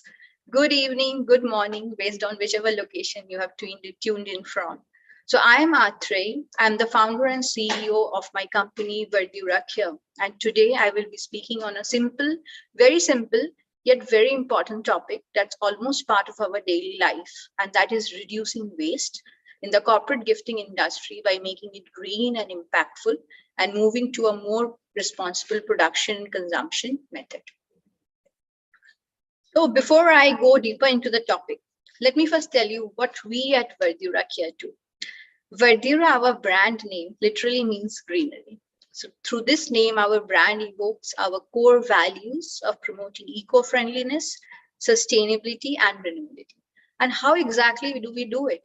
We do it through our gifting solutions, merchandising, which are waste-free, almost carbon neutral, and authentically sustainable. So when I'm saying authentically sustainable, I'll just explain it to you later in my later slides into the presentation. So, but first, let me tell you, a little background of how exactly I started off with this and why did I do this. So I have been in the marketing industry for the last 17 years of diverse industries and brands in the Middle East and Asia. So currently I'm speaking to you from Qatar. And what I experienced during my tenure with different corporate houses, that every time, during the gifting season, we used to have a huge challenge. And there are many times during the year where we really have to give gifts to our, employees, to stakeholders, to different customers. And every time we ended up with the gifts which are repetitive, not impactful, or memorable with most negligible recall value, has plastic component in it, or made of materials which are not biodegradable. So we consciously, and we consciously were not doing it. We were actually compelled to do so for the lack of choice and advice from the existing suppliers in the market. And that was a problem. That was a serious problem. So what happens? So what happens to these gifts actually? Because sitting here right now while speaking to, I can't exactly recall the gifts that I have received during the last 17 years from my organizations. So what used to happen is that maybe these gifts which are not impactful would end up somewhere in the dark corner of my cupboard, or I will pass it on to someone. And at the end, what is the afterlife of these gifts? It will end up in the landfill, generating waste and pollution. And oceans have been affected, landfills are becoming full. And this is absolutely alarming. So what we found is that we did a little bit of a research, and what we found that the MENA region that I'm currently in is worth, the gifting industry in the MENA region is almost worth $11 billion. And it's expected to grow annually at a CAGR of almost 14%. So we all can very well imagine the number of gifts by each corporate that will be given out in a whole year throughout Qatar and the region, and especially with the Football World Cup coming up towards the end of this year. So we as a company took it on us to contribute to Qatar's National Vision 2030's pillar of sustainability and generate awareness among corporates to resort to gifts which are impactful, responsible, and truly sustainable. So currently, in most of the cases, the gifts that are being given out in the industry, currently not only in Qatar, I would say in many parts of the world, has been made following the linear economic model. So if you can see on my screen what I mean by the linear economic model, which is take, make, and dispose of, which is resource extraction. And this is what we are trying to address. And this is where the problem arises, with huge amount of pressure on our environment, natural capital, and resources extraction. So what companies need to do? Companies have a huge responsibility. So all the speakers before me have spoken about this, how corporates have huge role to play. Companies need to look deeper into the products that they are using by checking the suppliers' methodologies, suppliers that they are working with, which should be sustainable without putting pressure on resources, production, distribution, consumption, and generating waste. And a circular model, or a cradle to cradle, is the tool to one of the enablers to achieve sustainability. And if companies are investing with suppliers following the circular economy model, they are actually making an impactful investment in sustainability. So what is a circular model? A circular model is making sure that the items, the materials used, and the final product stay in circulation for as long as possible and follow the concept of reusing, repurposing, remanufacturing, and recycling. And how we are doing, and I'll come to what we as a corporate are doing and what role do we play. So we as a company and supplier of gifting solution and merchandising to corporates actually help them in their sustainability journey with using solution which is responsibly made and would be consumed responsibly too. We resort to a methodology you can see here in my screen to make sure that all our solutions are vetted as per this.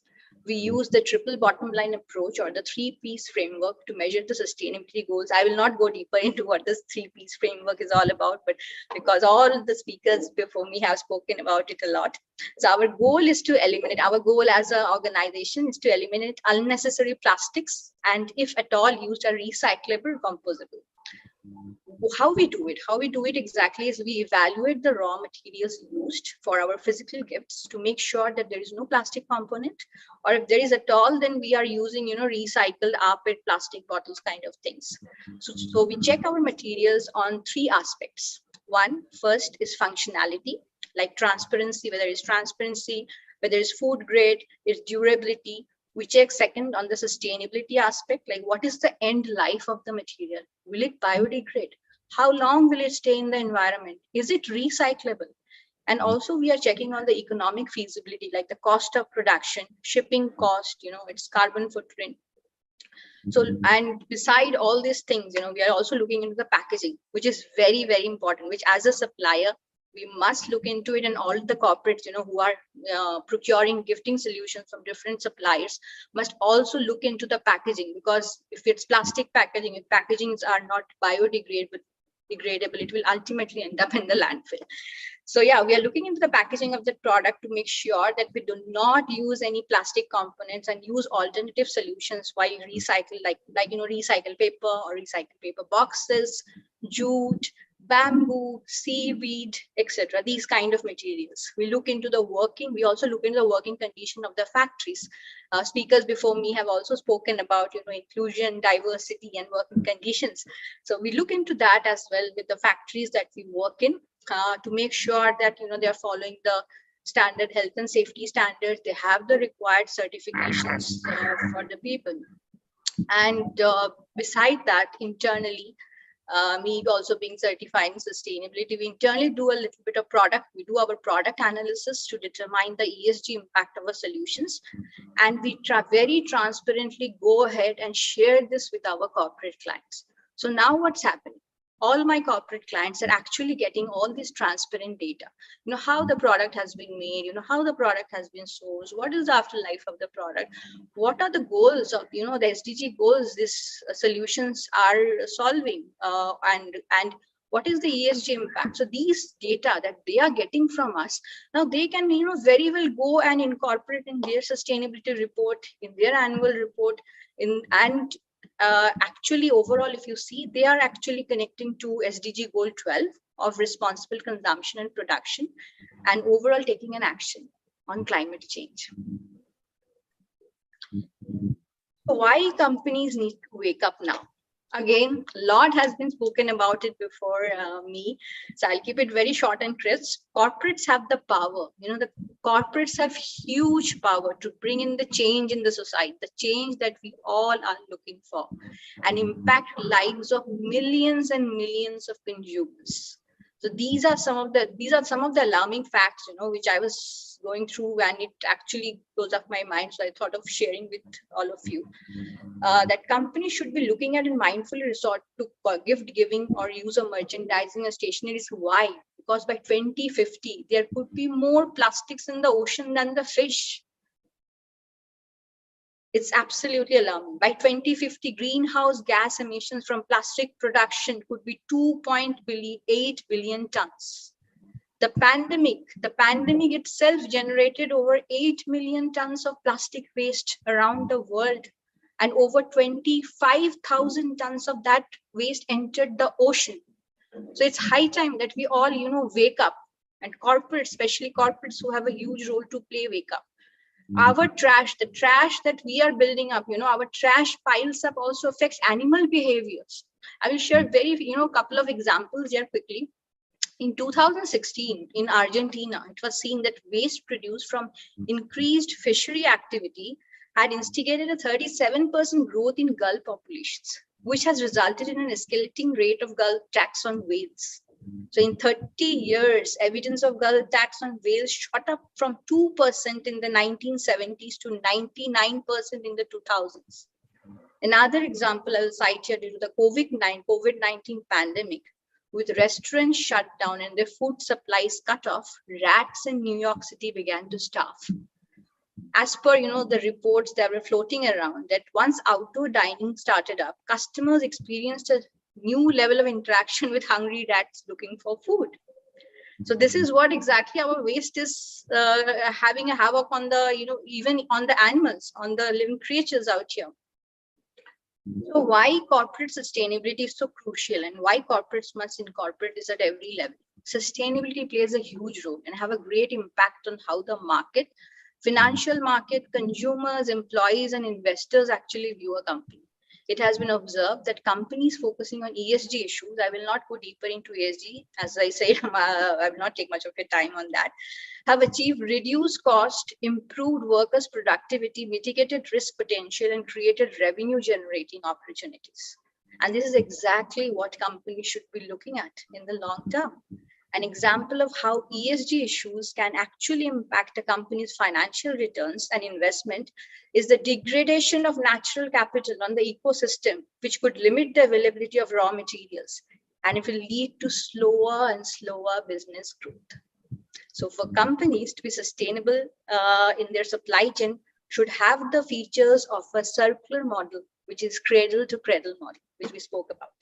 It has also been observed that when a company is mindful of their environment and their sourcing and consumption methods, they have better engagement with their staff, with higher brand loyalty and recall value. Just as my previous speaker was speaking about some brands like Lego, like Tata, and all these people. Look at the huge amount of brand value they have created through responsible consumption and production, through the responsibility towards the society. So investing and procuring sustainably also helps mitigate risk by avoiding investing in products or gifting and merchandising solutions that are exposed to pollution, lawsuits, labor conflicts, and shareholder dissatisfaction. So it's this very simple way of avoiding work with a supplier that can negatively impact the reputation of your company. So without taking again much of your time on a Saturday evening, I know it's 9:30 in India and here I'm almost 7:30. And I will wrap up by saying that mindful and responsible consumption and production, which leads to waste reduction, should be the goal of every company. And implement this while choosing the gifts during the gifting season, so none of them should end up in the landfill, damaging our future.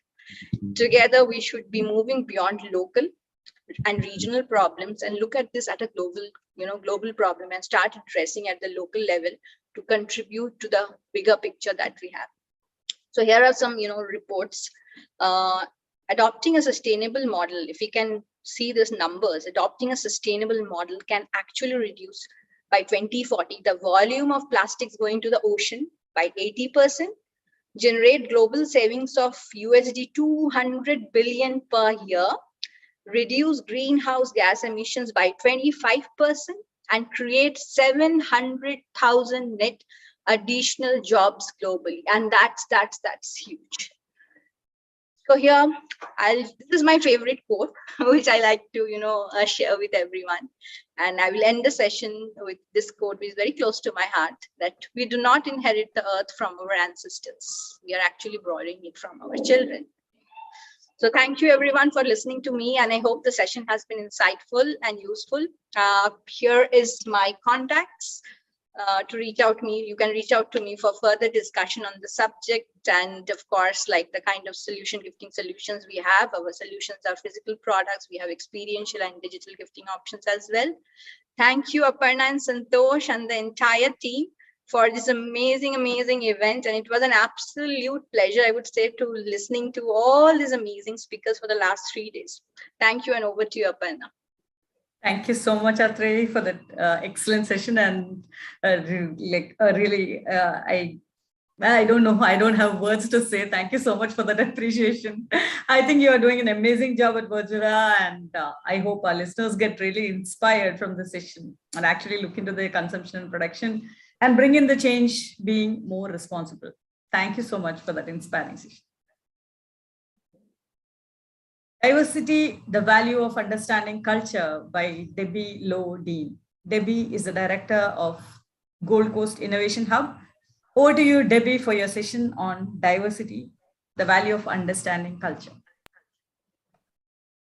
Hello, my name is Debbie Lowe Dean from Australia, and I'd like to say that I'm very thankful and honoured to be a part of the Global Founders Council Summit 2022. Global Founders Council Summit. The aim is to transform the future of business and industry through sustainable business and best practices. Our primary goal is to promote a nationwide organisation that harnesses the diverse capabilities and strengths of the countries to the creation of new industries resting on sustainability. My topic today is diversity and the value of understanding culture.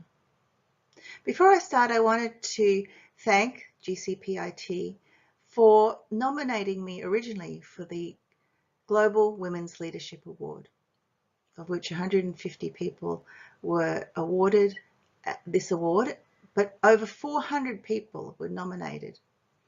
And the ladies were from 70 different countries. And that is a massive, massive achievement. So we learn from each other. We actually have a group chat where we learn from each other and hear what we're doing around the world. And it creates a sense of understanding, of learning, and cheering on other people from other cultures. This helps stop our divisive culture that's developing around the world. And hopefully it brings more harmony and understanding and collaboration. So let me start. Diversity, the value of understanding culture, especially in organizations around the world. Before I start on the culture, I thought I'd go over the 17 United Nations Sustainability Development Goals. Here they are. The first one, no poverty. 2, zero hunger. 3, good health and well-being. 4, quality education. 5, gender equality. 6, clean water and sanitation. 7, affordability and clean energy. 8, decent work and economic growth. 9, industry, innovation and infrastructure. 10, reduced inequalities. 11, sustainable cities and communities. 12, responsible consumption and production. 13, climate action. 14, life below water. 15, life on land. 16, peace, justice and strong institutions. 17, partnerships for the goals. Now, I've gone through these Sustainable Development Goals before. I was nominated to join the executive program at Singularity University in America in NASA Ames Research Park.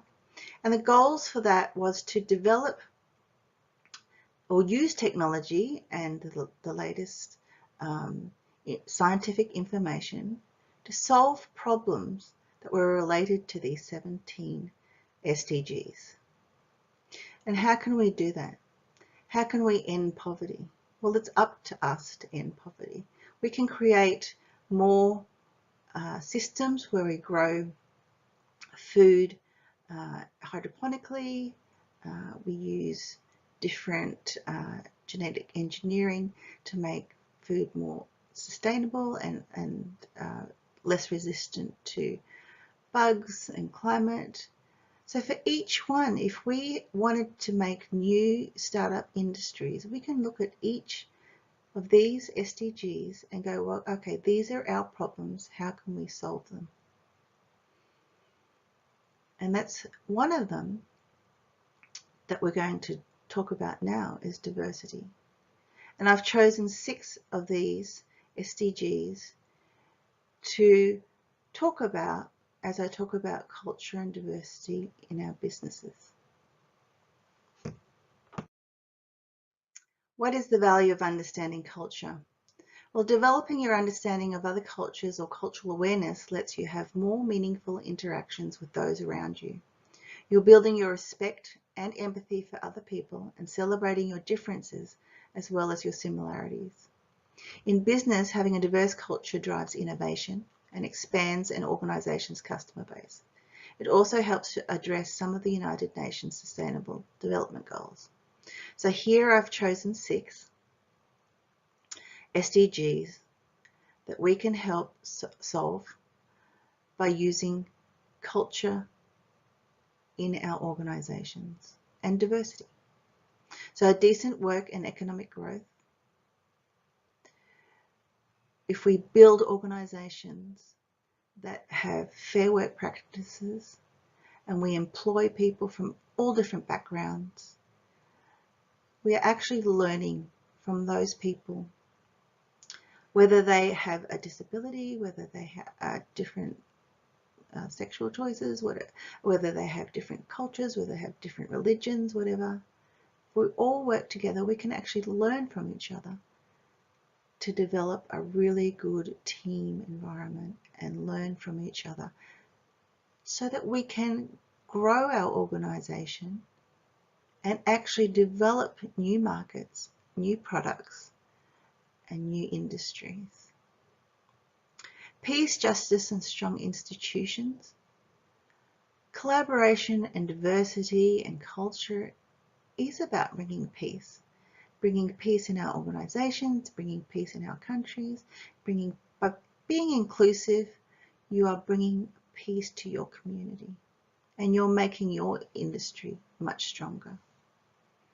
Gender equality, this is an area that there's been a lot of controversy and a lot of talk about in recent years. But we are all human and we all have emotions and we can all love and we can all feel. And I think it's important that we just have empathy for one another and in our organizations as well. To reduce inequalities, if you give someone work, you are giving them the ability to make an income and the ability to have a better life, housing, food, etc. So you're reducing those inequalities. Partnerships for goals. Partnerships is, again, collaboration. So collaboration between organizations, between countries, between individuals in your organization. It opens up such a huge area to expand.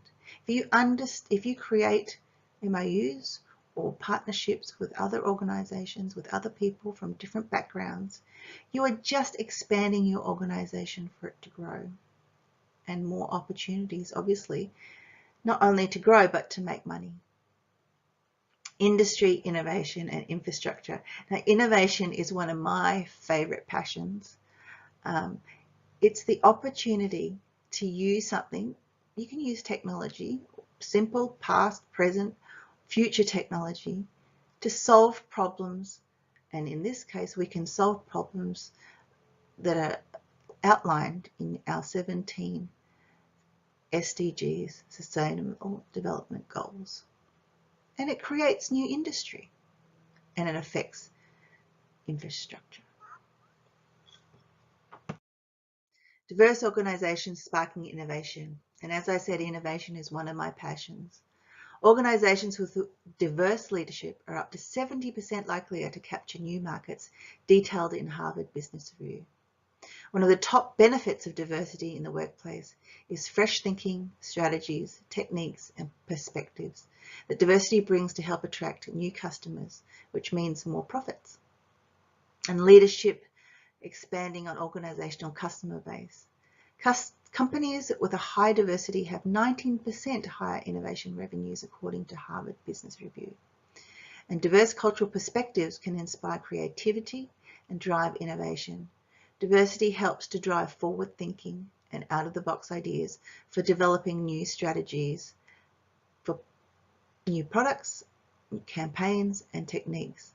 And I just want to say here that I have spoken to someone recently about this, and it's interesting that people, if you see other people's perspectives, so if you come from another country, you do things differently, or you've learnt new things, you've learnt different ways of doing things, you've worked for companies, organizations that are developing the latest techniques, applications, etc., and you bring it to another country and another organization that may not be up to speed on those sorts of things. So there's a whole open area of learning when you have people from different backgrounds, new immigrants, new people even from refugee countries that come here, and they might have degrees, professional backgrounds.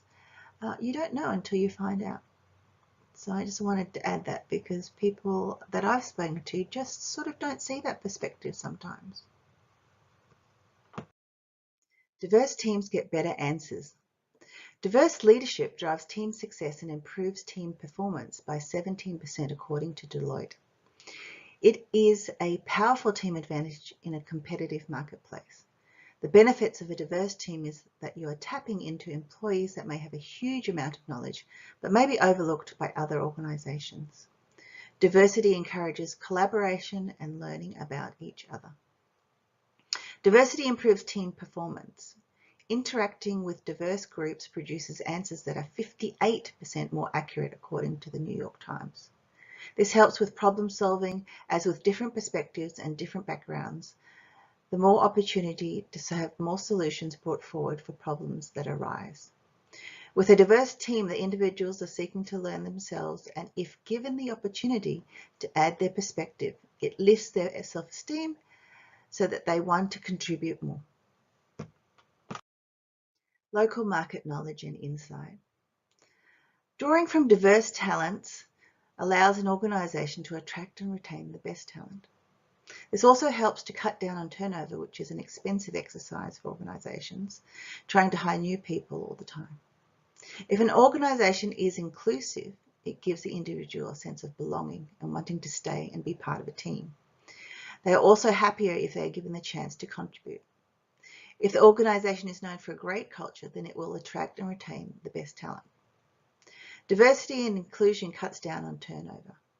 Hiring someone from a different multicultural background can give you insights into the country where they came from and the market opportunities that are there. When going global, an organisation needs to clearly understand the culture and the business practices of that country. Having someone from a multicultural background gives you insight into local market knowledge, and insight makes business more competitive and profitable. Cultural sensitivity, insight, and local knowledge means higher quality and targeted marketing. How diversity helps to achieve the UN Sustainable Development Goals. Well, here's the summary. Gender equality diversity in age, ethnicity, and race goes a long way. Varied perspectives, improved collaboration, more comprehensive talent pool, increased staff retention, more innovation, enhanced productivity, flexibility, and more respect for women. Decent work and economic growth. Decent work means opportunities for everyone. One, to get work that is productive and delivers a fair income. Security in the workplace and social protection for families. Better prospects for personal development and social integration. Reduce inequalities. Investing in decent jobs, especially for young people, migrants and refugees and other vulnerable communities, means better health, education and social protection. SDG. Industry, innovation and infrastructure. Infrastructure provides the basic physical systems and structures essential to the operation of a society or enterprise. Industrialization drives economic growth and creates job opportunities and thereby reduces income poverty. Peace, justice and strong institutions. It promotes peaceful and inclusive societies for sustainable development, provides access to justice for all, and build effective, accountable and inclusive. Partnerships for goals. Partnerships between governments, private organisations and public bodies bring our goals closer to achievement. When we work together towards the same goals, we have the power to achieve them all. Sharing goals means sharing a vision. I want to thank you today for listening to my presentation. I hope you took something away from it. So let's hope we have a more diverse and inclusive world.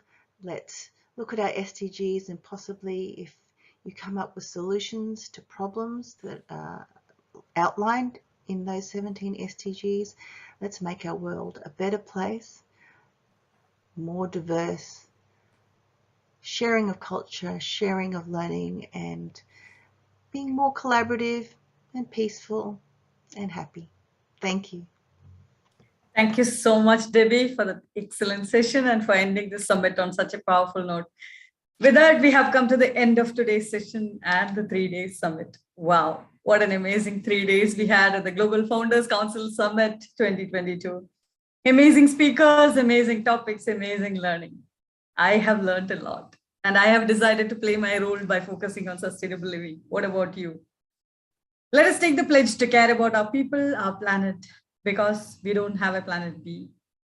Let's understand the urgency of the matter and collectively take action. Let me take this opportunity to thank each one of you who made this summit possible through your support and commitment. First of all, let me thank our chief guest of today, Dr. Paula Fiore, the founder and director of Eticambient and a pioneer in sustainability, CSR and environmental management based in Italy, Milan, Italy. A huge thank you to our keynote speaker, Nicole Petit, for enlightening us with her words and also her experience and telling us how urgent and serious the situation is and how fast we need to act to save our next generation, whom we are losing due to lack of even the basic needs. A big thank you to all our powerful speakers. Thank you so much for sharing your amazing stories. I'm sure this will be a great learning for everyone who is watching. And we are sure that as founders, all your efforts are going to create a huge difference in this world. And to our impact investment partner, Tacit Growth Strategies LLC, without you, this event would not have been possible at such a huge scale. You have helped us raise the game through your unconditional support. We are now live on LinkedIn, Facebook, Twitter, YouTube, and all the videos will be available to you on our YouTube channel for you to watch and learn. Thank you so much, dear viewers, for joining us on Zoom and also on different social media platforms and listening to us. Hope we were able to add value to your lives through this event. Together, let us change the world. Thank you so much for supporting us and joining us on the SDGs Global Founders Council Summit 2022. See you at our next event. Till then, this is Aparna G. Kumar signing off. Bye-bye. Take care. And